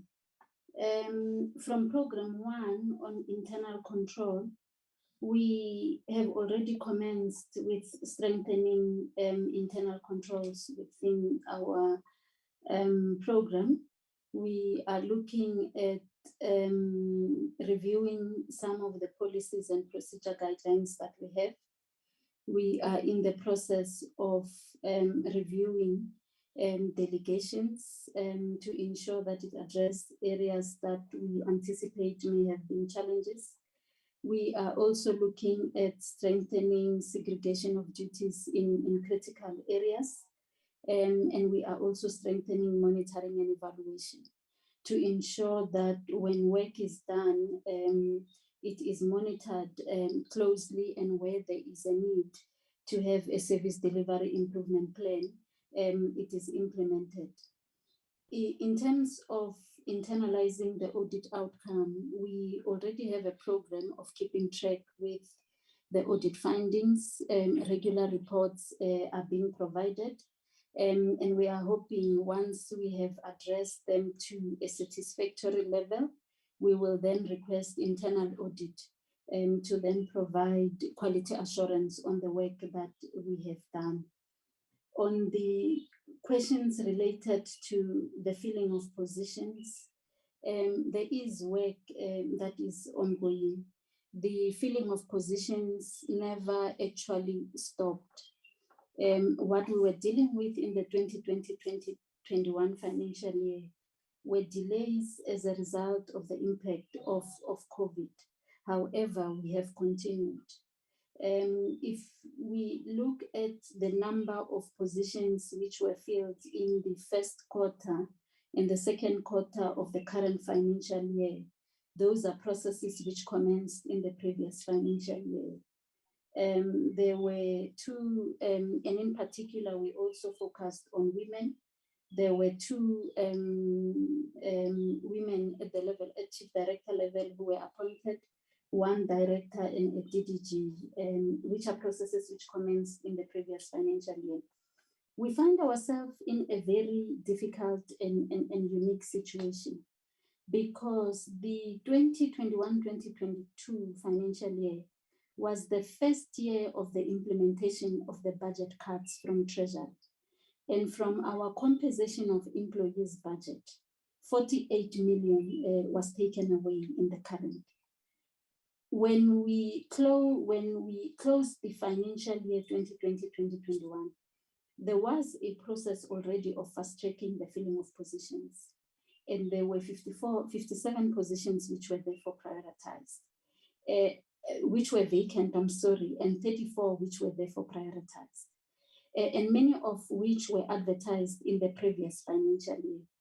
However, the implementation of the budget cut meant that some of those positions will no longer have the funding for them to proceed. But what we did was we submitted a solid motivation to Treasury as part of the budget adjustment process in September, and we were hoping that they will be able to grant us additional funding. Regrettably so, they were not able to provide us with sufficient funding to be able to cover those positions.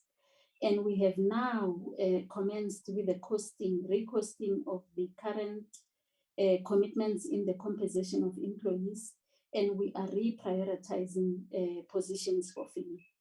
Looking at the current allocation on COE against the filled positions, we are anticipating at most that, depending on the level that you fill, that between 5 and 10 positions will therefore be funded.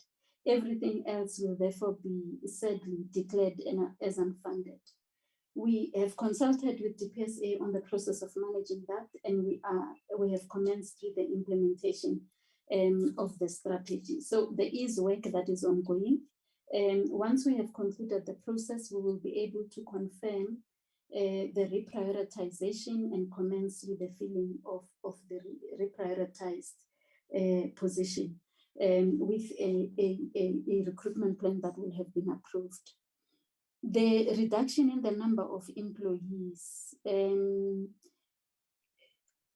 what will have been the strategy will not have been the reduction of the number of employees, but the reduction in the number of funded positions as a result of the 48 million budget cut that was implemented this year, and the failure to attract further funding from Treasury during the budget adjustment process. The dismissal, there was no dismissal recorded in the annual report. In terms of termination of service, we have had 3 employees who were deceased in the 2020-2021 financial year. 8 resigned, and the nature of the reasons will have been reflected in the exit management. I don't have the report readily available with me, but I am willing to provide it at the next meeting.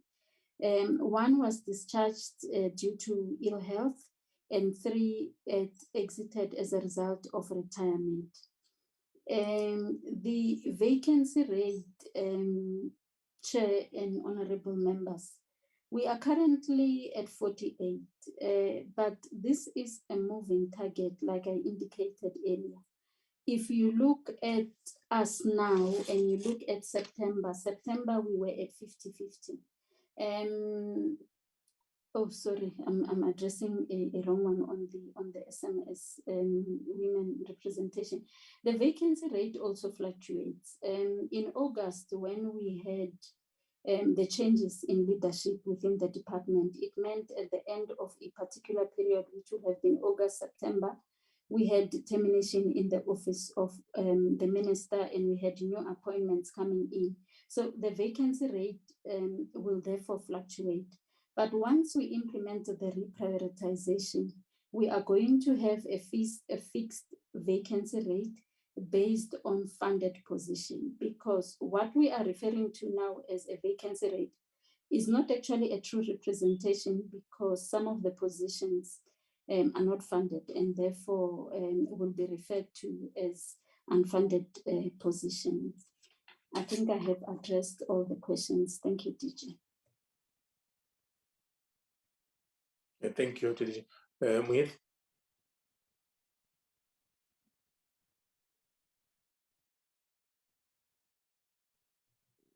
Thank you, DG. I'll start by the internal controls and what has been done to strengthen them. In terms of the findings,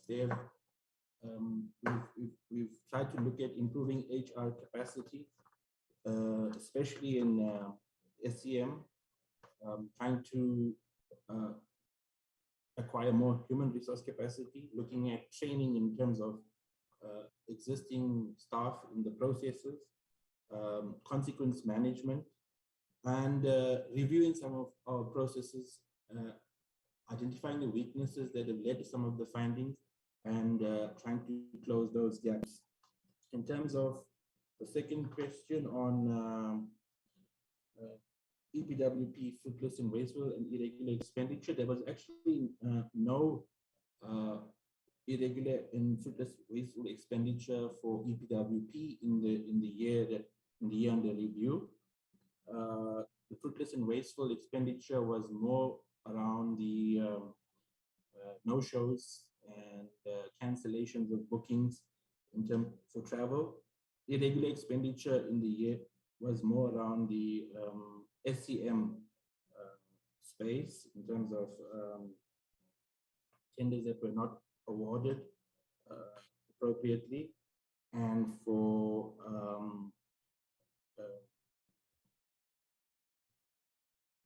bids that were where the local content and production was not specified. So those are the areas of irregular and fruitless and wasteful expenditure. In terms of the question on the relief fund, I think I will defer to the DDG for PSSS to elaborate on the criteria. In terms of the recovery process for some of those erroneous payments, we are busy with the process together with the relevant DDG to embark on identifying where there is legitimate amounts that were that beneficiaries were not entitled to, and to start the process of recovery.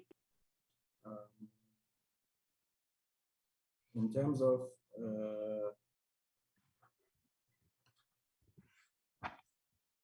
spending, we are looking at the current budget and spending in terms of those areas that perhaps we're lacking. One of the areas in terms of the past year was around travel.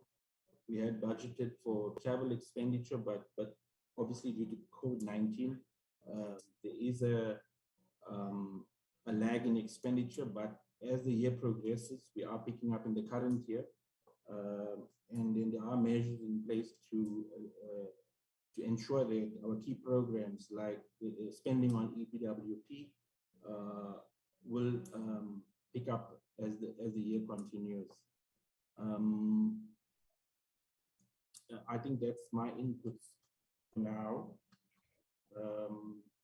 Over to the next DDG2 for tourism policy. Thank you very much, Honorable Chair, Honorable members.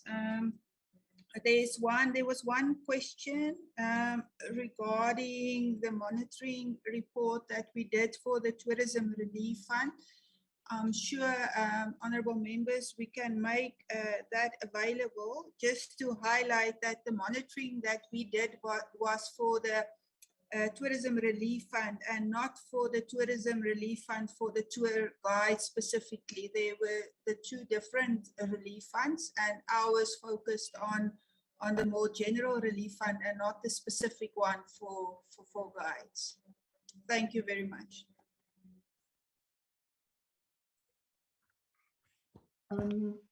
Honorable Chair and honorable members, I think that there was one question related to EPWP from Honorable Mpushe, and the question was, why would the department not approve funds for EPWP?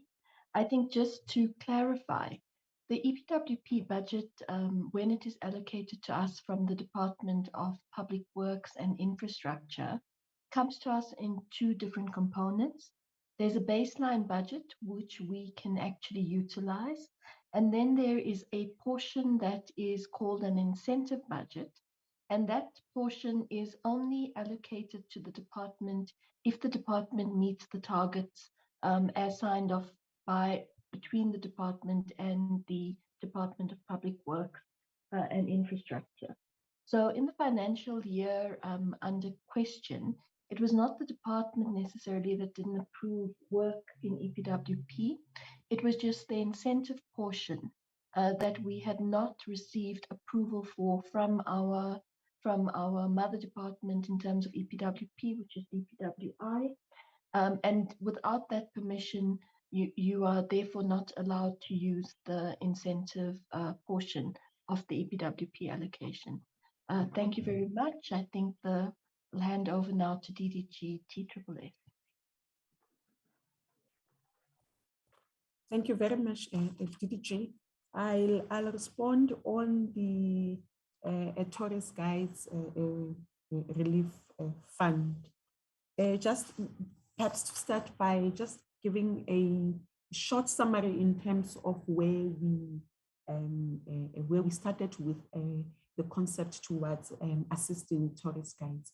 In one of our consultations, as we were going about finding out what were the impact of the restrictions and COVID-19 pandemic on the sector, in the meeting with tourist guides, they really were crying out to say, please help us. Since tourism is closed, there is no income for us. If you can try as government to just provide us with some funding for us to meet our basic needs, and that is where this fund was then started. But the process that we put in place was that there was no application that we were to receive from tourist guides. We were dependent on the provincial registrars, because they are the ones who register tourist guides within their provinces. They keep a database, and in our engagements with the registrars, we do have a sense that there's some management in terms of their responsibilities around tourist guides. So we were quite comfortable that they have a stronghold in terms of the database for tourist guides. Provincial registrars then sent through the details of their registered guides, that is per province. Part of the information that came to us was the details about tourist guides, was the name, the ID number or the passport or the work permit, because we do have those that have been verified by Home Affairs to be able to take up a permit in terms of tourist guiding. Those that are from other countries, they are normally registered using the passport or the work permit.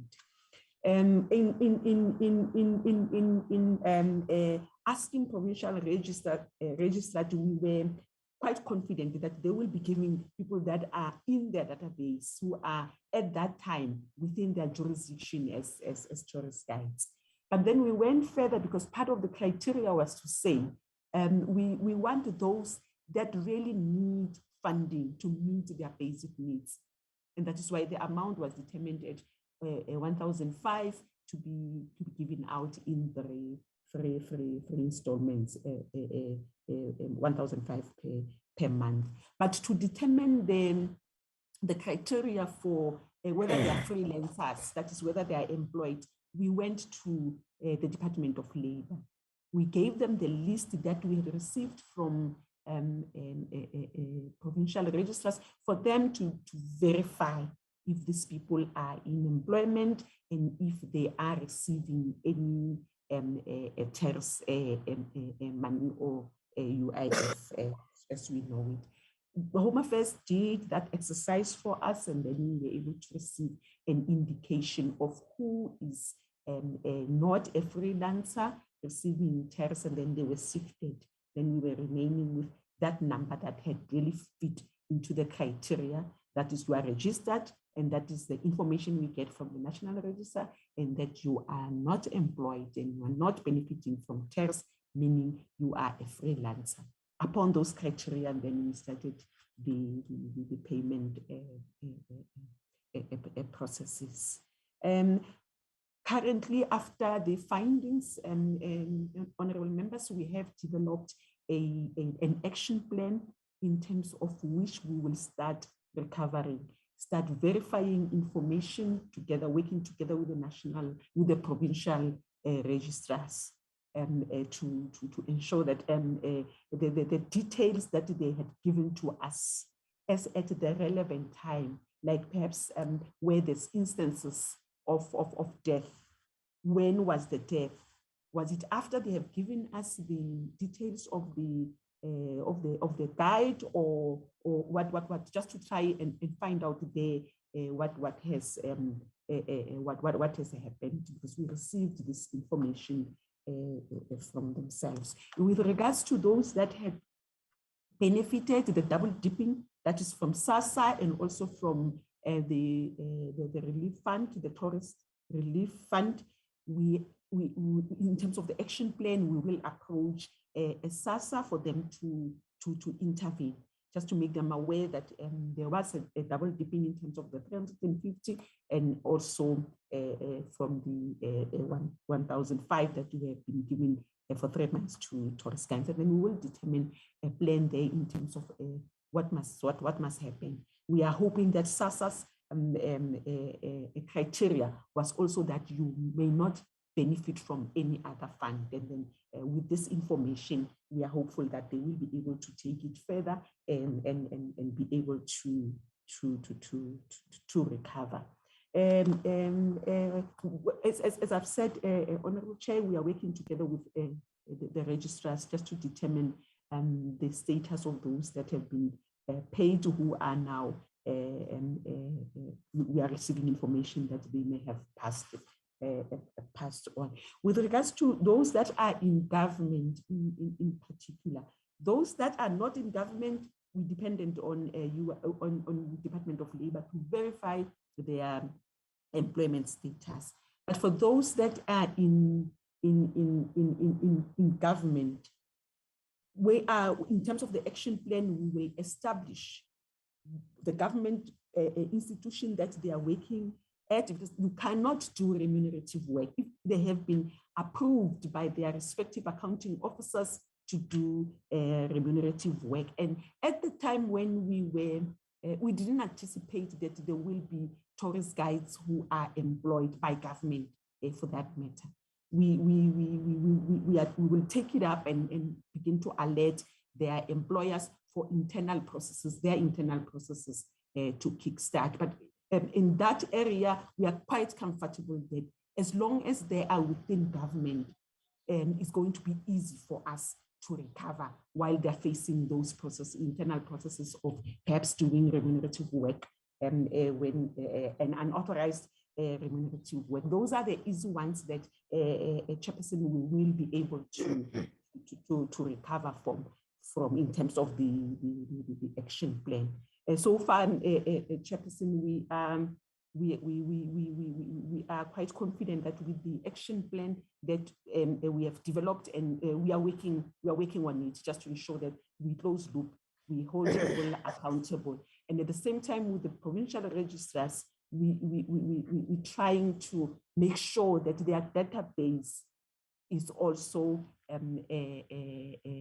cleaned out so that we can have the real number. We can have the real number of tourist guides across South Africa, because it came as a big number when we were starting on the project. That is why we budgeted the amount that we had budgeted. But when the data was being forwarded to us, we realized that it is not the number that we had anticipated. And some of them kept falling once we were able to discover that they are not qualifying in terms of being freelancers, or they're benefiting out of tax.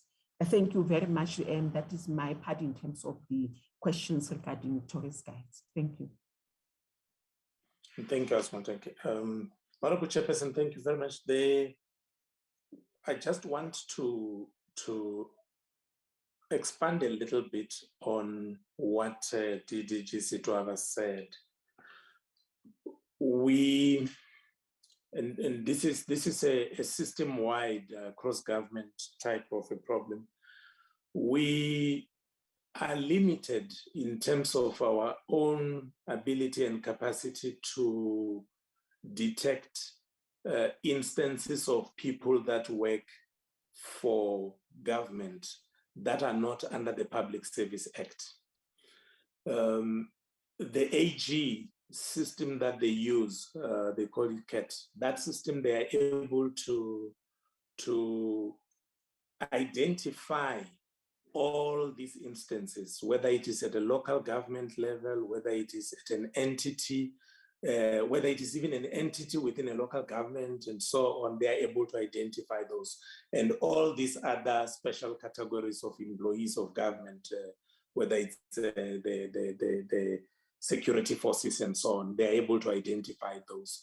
But government departments, unfortunately, are not able to do this. This is a conversation we've been having with the AG, and at some point, it may be that it's a possible transversal arrangement that perhaps National Treasury may want to consider, so that we're able to identify such instances right away before getting the information as an after the effect, which is what happens across the system as of now. And then we have got to follow through with consequence management, recovery, and so on. But it would be good if we had such a system, but it's a system that requires that it should be totally transversal and so on. But again, there are other limits. As we're going through these processes, I actually interfaced with SARS to say, would they be willing to assist us so that we could be able to verify all these things? And they were very clear to say no. The information between themselves and the taxpayer is privileged information. Only the taxpayer would be able to go into the system and print out their tax clearance certificates And once they've got that, they can then issue it to whomsoever the third party may be. And in this case, it was ourselves. And that is what we should use, but they would not breach that particular code that they have to say that they're not going to be able to share taxpayers' information with any third party. So those are some of the things that keep us a little bit constrained in terms of being able to detect things up front, and would require somewhat a system-wide approach. In terms of what may seem to be a recurring fruitless and wasteful expenditure associated with the EPWP, the requirement is that for as long as it has not been written off yet, we should state it, but we date it so we are able to indicate that this comes from financial year 2018, 2019, and it will continue to be there until we have actually been able to either recover the money or be able to write it off, dependent on the circumstances that enable such a writing off. So there's an aspect that relates to the work of the law enforcement agencies that must conclude also, so that we are in a position to be able to do that particular write-off. So you will still see this probably in the next year before we are able to actually have the conclusion of those matters from the law enforcement agencies. On the question of what exactly was the nature of the EPWP, regular, fruitless, and wasteful. These were projects, and these are infrastructure projects that were done. The projects were not completed. The budgets were depleted. And the AG conducted a performance audit on them to see whether there was value and so on. And part of it included getting on board quantity surveyors to look at the quantities on the ground, and they dated them back to the period when these things actually took place for them to actually assess them fairly. And then they took the difference between what was actually spent on those and what actually was accrued in terms of the value. And that difference, in one or two instances, it was positive, but in most of the instances, it was negative.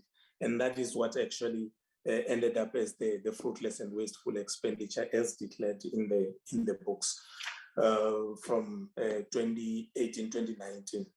The issue around the 50,000 payment, Honorable Chairperson, we believe that it was a human error.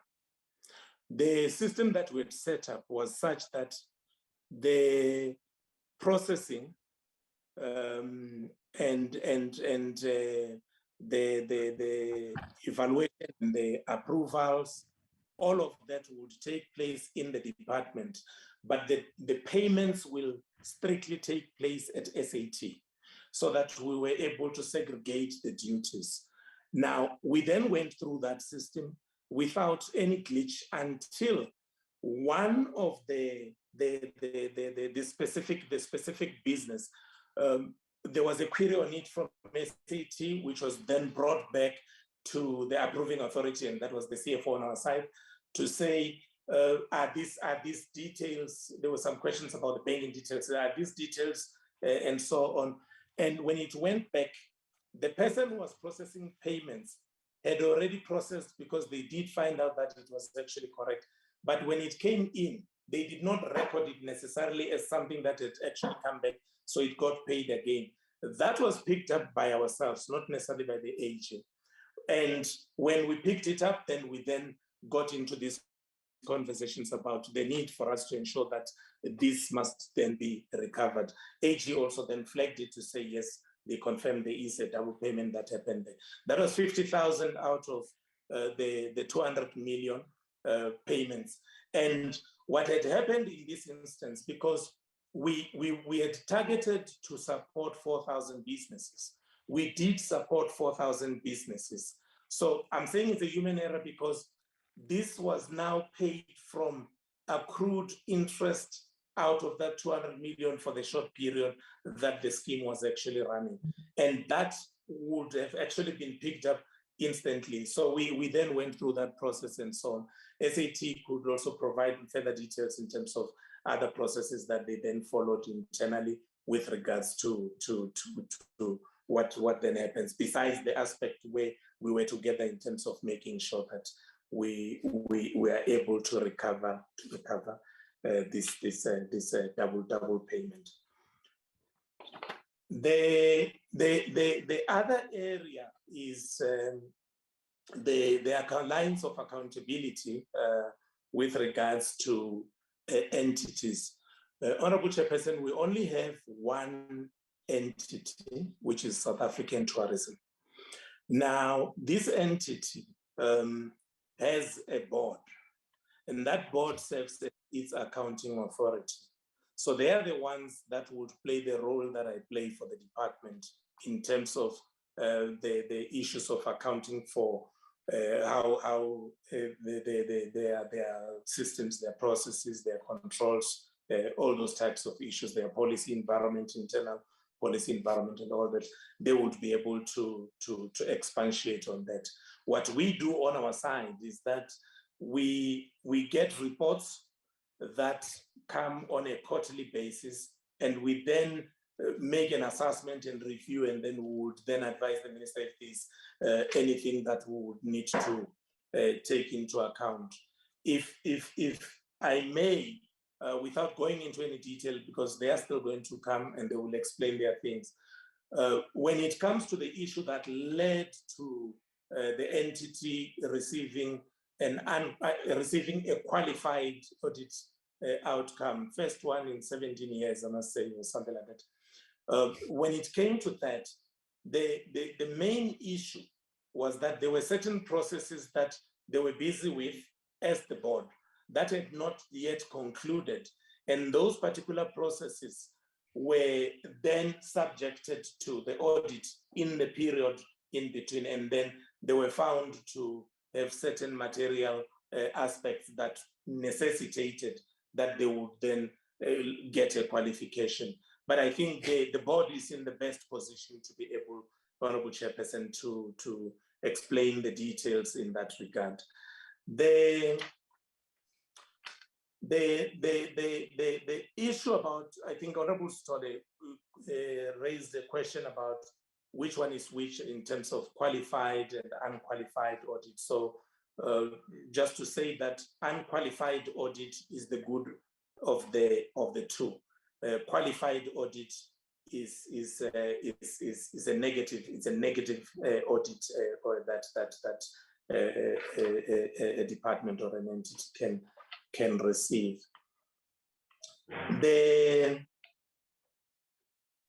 We take note of Honorable Bush's comment with regards to continuously being transparent, and I would like to say, Honorable Chairperson, that indeed that is the spirit with which we engage with the committee.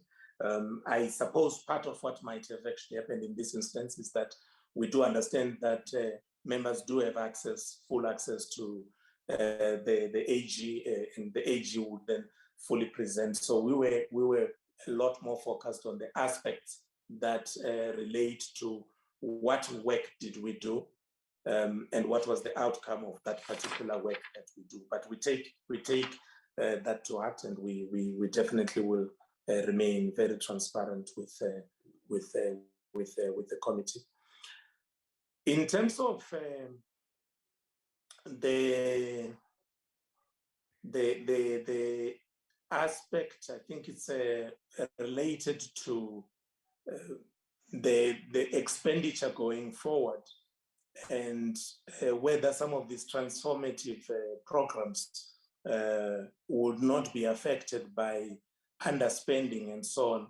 Honorable Chairperson, we would still come back to the committee on current performance. But at a broader level, what one can say is that As we speak, we have an interdict on the Tourism Equity Fund. So it means, come what may, the distribution of money is certainly high. Well, let me say it's highly unlikely to any third parties. So those are the things. But does that stop us from building capital for the fund?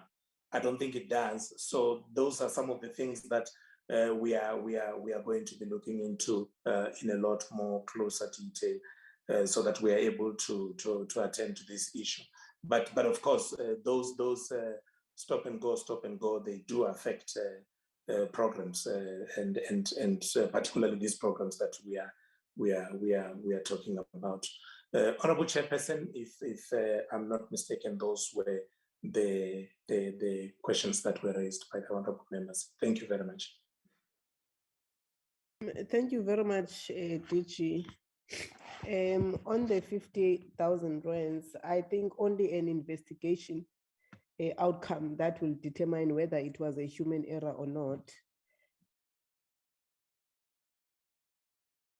Because the report of the AG was very clear to say the 50,000 transaction was done from different provinces and different IDs for the recipients were picked up. So you can't speak with authority on that.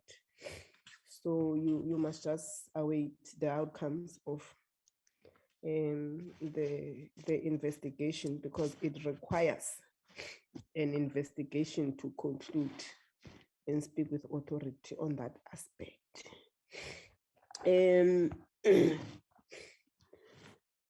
On slide 5, on the internal controls, I don't know whether the point there is an admission of guilt or you are conceding. When you say leadership did not ensure that the department comply with applicable laws and legislations relating to supply chain management, something which led to flouting of the procurement processes as picked up by the AG. Is that an admission of guilt, or you are conceding that there was flouting of those procurement processes during all these transactions and these monies? And what measures in place did you put after you've realized that there was no applicable laws that were complied to by supply chain management? The process of recovery, Mr. Maharaj, it's not going to happen. You sleep and wake up and you recover. The process of recovery requires, again, a thorough process and a thorough investigation. And in that, the persons that have processed the monies wrongly, because if you are processing a money to a deceased person, you have processed that money wrongly, and there has to be consequence management to that effect. And when the AG reported to us, Mr. Sitwaba, Miss Sitwaba, or whatever, if I pronounce it correctly, they did not say it's deceased before or after. The monies in that instant, the transaction in that instant was to a deceased person. And to that effect, it is 17 of them.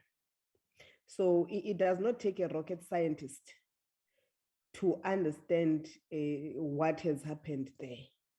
It's clear people paid ghosts.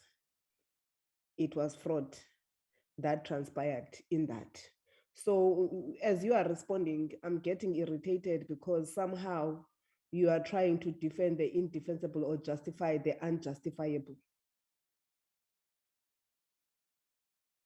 Recommendations of the AG correctly so is the investigation and that investigation for sure cannot be done by affected persons, because in this whole investigation and the report of the Auditor General, it was picked up that a senior official was conflicted in terms of interest. Now, you can't be represent players in this instance. So the minister and the deputy minister, for sure, they need to look into this and come up with a proper processes that needs to be followed in ensuring that this is dealt with, because here we're talking about taxpayers' money and so at the level of the officials, those who approved this whole fraudulent squandering of monies that has transpired, they themselves must be subjected to consequence management. And those who have left the department after all this, they must be brought to book, because we will be following the money, not them necessarily. So comprehensively so, the report of the AG was an eye-opener on what has transpired during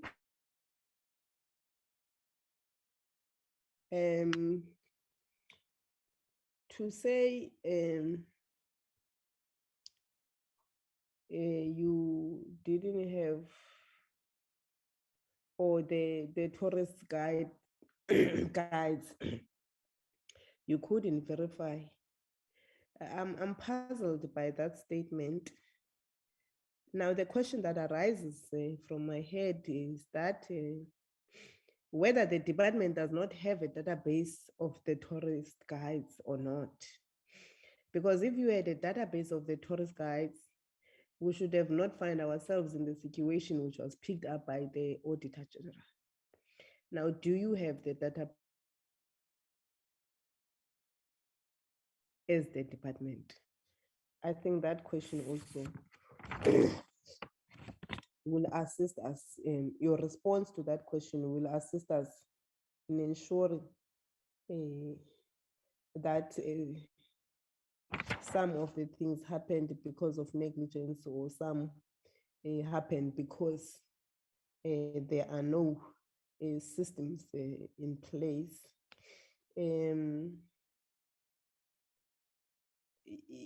If you check thoroughly it's very clear that a sum of 20.6 million, which is 94% of procurement, the processes were not followed, right? So that in itself requires a thorough investigation, and the reports be tabled to the portfolio committee thereof. We know that there is a report of investigation which was tabled before the AG. However, still when to some of these other issues which were stipulated and highlighted and flagged in the report of the Auditor General. Honorable members, I can give you a second bite if you wish so, and then allow the department to respond, and the minister concludes, or the DM if the minister is not here. Second round. Can Pums Zuzile mute his mic? Honorable Shamima. Thank you, Chair. So, like yourself, the AG had flagged numerous instances of irregular expenditure, conflict of interest, etc. And you have requested that the portfolio committee be furnished with reports of these ongoing investigations, as well as the status and consequence management, with particular reference to the SAT senior official, I think, who sits on the board, that was flagged to have had a conflict of interest with one of the suppliers. And the AG had recommended that an investigation be instated immediately. I'd like to know what the status of the investigation is at present. Thank you. Honorable Komba.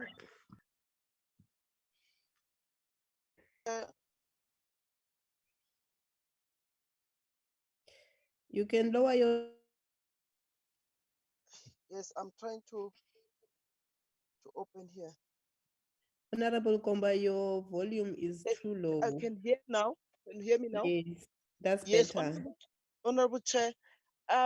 There was a question that I asked around the management letter, which has the warnings of what they need to correct in terms of the audit before the audit can be published or can be carried out by the Auditor General to the public. And those issues, there was a certain percentage that was done and other percentage which was not done. And therefore, I believe that the department does not really take the AG seriously, because they also indicated that there was some reoccurrences of findings which were previously found and still continuing to happen. So I think the department really needs to do something about how they are doing things with regards to the Auditor General.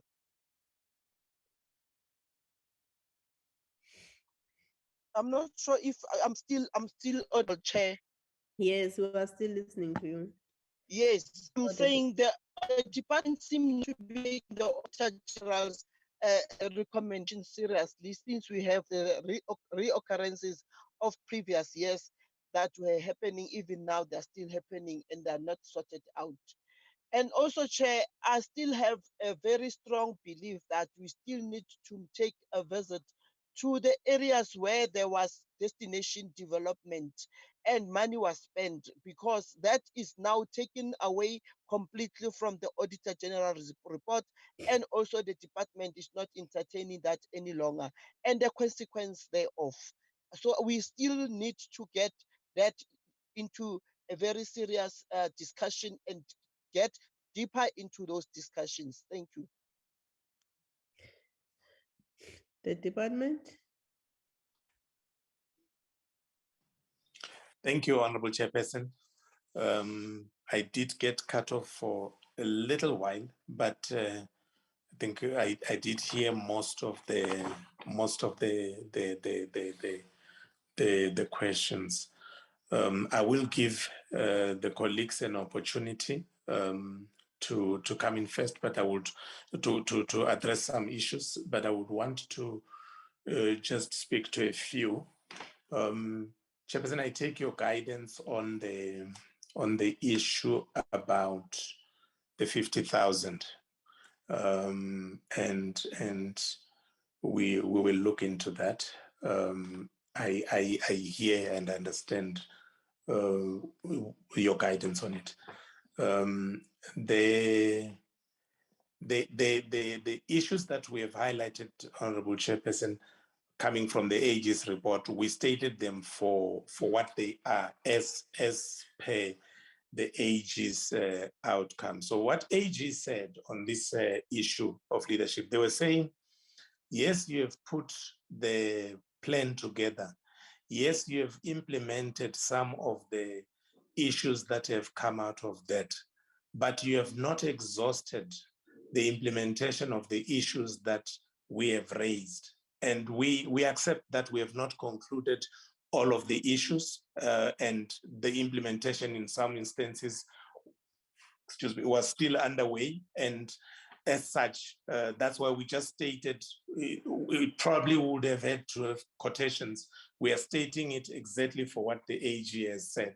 But we are hard at work, Honorable Chairperson, in terms of ensuring that there is follow-up on these matters, including making sure that the AG themselves, they come present to management some of these issues, and ourselves, together with other echelons of management, go through these things in detail so that everybody is on board.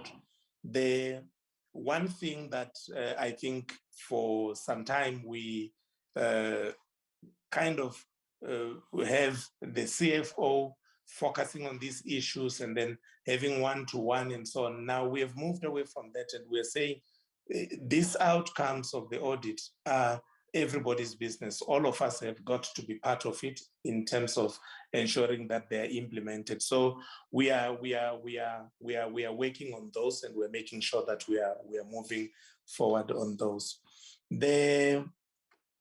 The issue of and I take note, Honorable Chairperson, all the instances of irregular expenditure, we subsequently then investigate. Some require internal investigation. We look at that. And one of these very recurring things that Honorable Gomba has highlighted is this issue of ensuring that we've got, Honorable Chairperson, we've got local content stated explicitly in the advertisements up front. And that is the thing that has actually led us not to actually get to, that has led us to get some of these irregular expenditure that recurred. And in those instances, we made sure that there is clear communication, letters written to people that are directly responsible to say these are the things that they must actually ensure do not recur. But even before that, we had even brought the people from the department, the colleagues from the Department of Trade, Industry and Competition, to ensure that the supply chain people are well trained in terms of what local content is, which areas are designated, to what extent are they designated, how should it be stated in the adverts and so on. So it's at a transactional level where you find then it didn't happen, but all of the things that are supposed to be done at a senior level to say, these are the things to be done, these are people to support you, and so all of that is put in place. And we have had difficult conversations about that. And of course, if it continues, then obviously we will then have to make sure that there is consequences for such things. But it's an area that we've been watching very closely to make sure that going forward we are not caught in the same space that we are in as we speak. The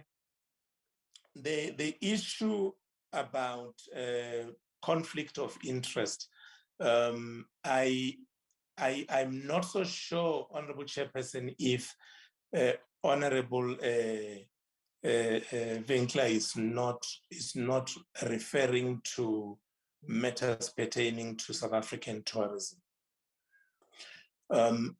In our case, we were able to, in fact, I would say I was able to identify this when an approval came to say, well, we've got someone who would be able to assist, this is the company and so on. And when I looked at the profile in detail, then I picked up a name that was definitely going to be a conflict of interest. And I said, this deal cannot proceed. So at that point in time, that's when we actually were able to arrest it. There was no flow of money to anybody. There was no, so we stopped it right there and then.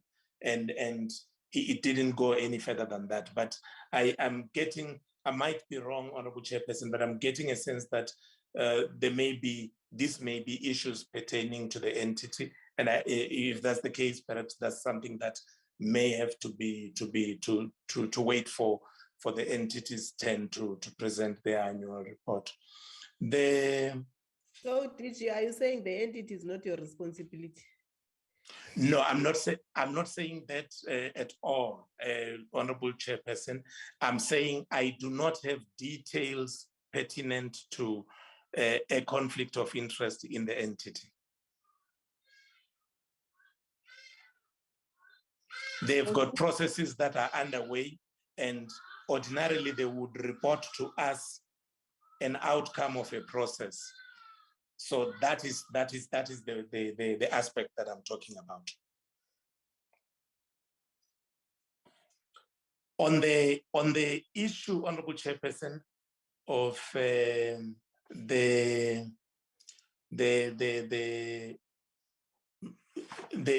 issues related to making sure that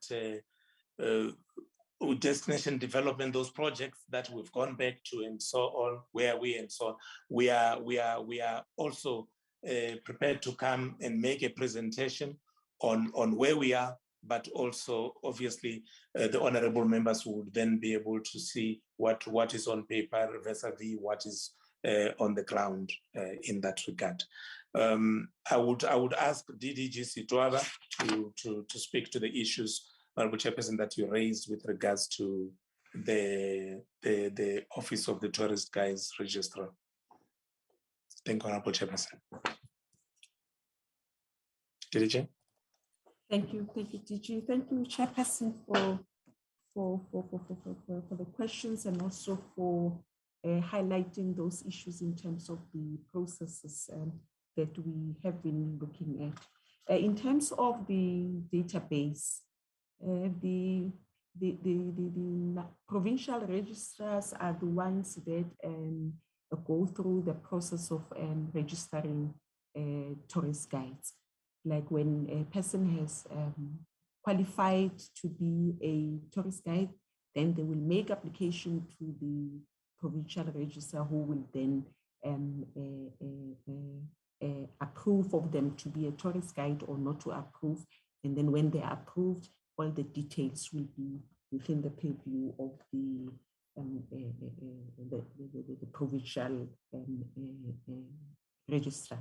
That is why when we started, Chairperson, we were asking for details of registered tourist guides from the provincial registrar. We will improve, Chairperson, in terms of our action plan. Is still trying to cover all of the details that are coming out in terms of the findings, and in terms of making sure that it is tied, that there are consequences, and also that we are able to recover. We will be able to tighten it up. Thank you.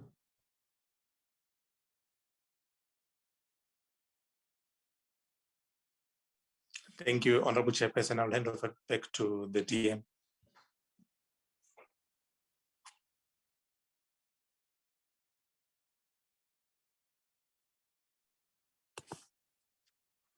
No. Thanks, DG. Let me extend my greetings to the chair and the members, and appreciate the issues that the members have raised, and to acknowledge some of the weaknesses that you have raised. And as the DG has indicated, we are prepared to come back, especially on the issue of the projects that the department is implementing, to be able to reflect on them. And then it is up to the committee then to take it upon itself to conduct oversight visits and be able to see what is in the paper and what is practical on the ground, whether things that are in the paper are things that are practically happening on the ground. Because sometimes some things will find them in the paper, but when you go somewhere, you won't find them. So those are matters that the portfolio committee can be able to ascertain itself around that. We will take upon the issues that have been raised, especially the issue that that you raised, Chair, of the database. You see, if you read the Tourism Act of 2014 requires that Section 48 requires that the minister should appoint a suitable qualified officer as a registrar, and then with the intention of having a centralized database for tourist guides. But that centralized database is informed by the provincial database, which in terms of Section 15 of the same Act, the provinces are expected to register tourists and have their own provincial database, which then gets consolidated into a centralized database nationally. But those are consolidated first by provinces themselves. There seems to have been some challenges when this matter arose of trying to get the information from provinces, which led to some of the delays and even some of the, in terms of payment and other related matters. But those are issues that we need to deal with it and have a concerted effort in making sure that we have a collaborative effort with the 9 provinces, so that we have got one system that works. We note the observations around the weaknesses in the internal or in the audit processes or in the financial management, which are matters that the AG has indicated that we have not done enough, and we are committing ourselves that we'll look into the matter and make sure that we try to make sure that we do everything possible so that we avoid the recurrence of the audit opinion that the Auditor General has flagged going forward. We must, however, indicate that there has been an improvement, because if you members will recall that we're coming from a qualification in the last financial year, we've now moved into an unqualified audit opinion with those matters. And therefore, these are tasks that we need to make sure that we move from a unqualified audit with matters to a unqualified audit with no matters as practically possible. And it is doable, because if we are able to put system in place and make sure that everybody take responsibility instead of matters of audit being just a matter of one individual who is the CFO, as the teacher was indicated. Make sure that everybody takes responsibility so that we're able to make sure that not a single portion or sections of the department is doing things differently. The creation of a seamless process that is able to talk to each other and make sure that we arrest whatsoever weaknesses and loopholes in the system that might arise from time to time. So we really appreciate the wise counseling that we have received from the members and the portfolio committee in general, and we will try our level best to improve in terms of weaknesses and try to be as transparent as practical possible, so that we collectively work together with yourself as the portfolio committee in order to make sure that we deliver services to our people in a manner that is expected, in a manner that improves the quality lives of our people, and confront this scourge of unemployment, poverty, and inequality that confronts society as a whole.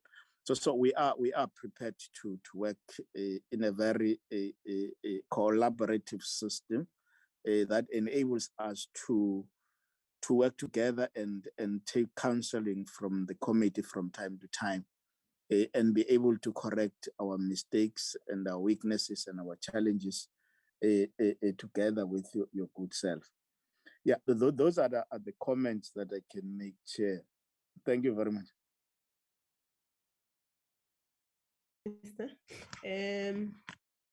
Honorable Komba. Thank you, Honorable Chair. I just wanted to ask for the report of the outcomes of the consequence management from the DG with regards to the people who were involved in dealing with the projects which were not completed but were fully paid. And even up to date, the report has not come forth to us. We were told that it is still under investigations, and they cannot indulge any information because it's still sub judice. So it's something that I think it's now being swept away since other new reports of the financial years are coming in and kicking in. The old ones which were told about reprimanding people they're now getting forgotten. Biki. That's my problem. So I would really request us as a committee, I think we don't have to be, people don't have to shy away to give us the right information. There's nowhere where you can give it to, but to the committee to say this is how the people are reprimanded. This is how the investigation went of the people who were paid and the project and up to date, and the full budget was paid and spent on those projects, but the projects were not fully developed, let me say, or the outcomes were not according to the way the way they were supposed to be, due to the fact that there was not even a project manager for those projects. Therefore, I don't think it is going to work or help the government, us as the government, to say we have to sweep away other things as the years go by and look at new things. With me, unfortunately, Chair, I always dig back. If I'm not satisfied, I will always dig back. Thank you, Chair. I would love to have the report, and maybe the report must be presented to the committee, and no more promises, but actually report must come to the committee. Thank you. DG, how soon can we get such a report? Honorable Chairperson, I will take your guidance and DM's guidance on this. The report that I have is a forensic report that specifies names of people, names of particular companies, what is deemed to have been a transgression on their part, and so on. And that is the basis upon which the state attorney is instituting all these processes of civil litigation for recovery. And it is the same report that the Directorate of Priority Crimes, working with the prosecution authority, are using to be able to then get these matters to a close. So that's why I'm saying I would take your guidance and the guidance of the DM on this, because the most that we would be able to do at this stage is to be able to say we had 5 or we had 10 internal people at these types of levels. The broader transgressions that occurred are in these kind of categories, and we had so many companies that were involved. The amount involved, we have already stated it under the fruitless and wasteful expenditure. You will only be able to give a high-level report. Indeed, Honorable Chairperson. We'll get back to you in writing. Thank you very much, Honorable Chairperson. As that concludes our meeting. Thank you very much, Deputy Minister and the department for your presentation.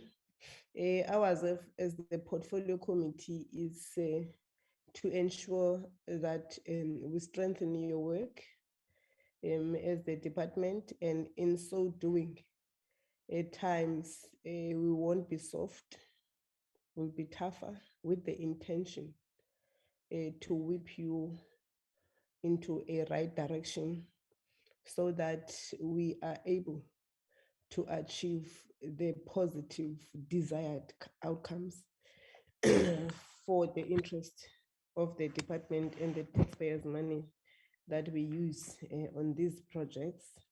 Thank you very much, honorable members, for such fruitful contributions to the report as presented by the department. The meeting is adjourned. Long live the chair. Long live Honorable Mbushe. Person, long live chair. Long live Mam Komba, long live. Thank you, Honorable Chairperson. Yeah. Bye, honorable members. Bye, Chair.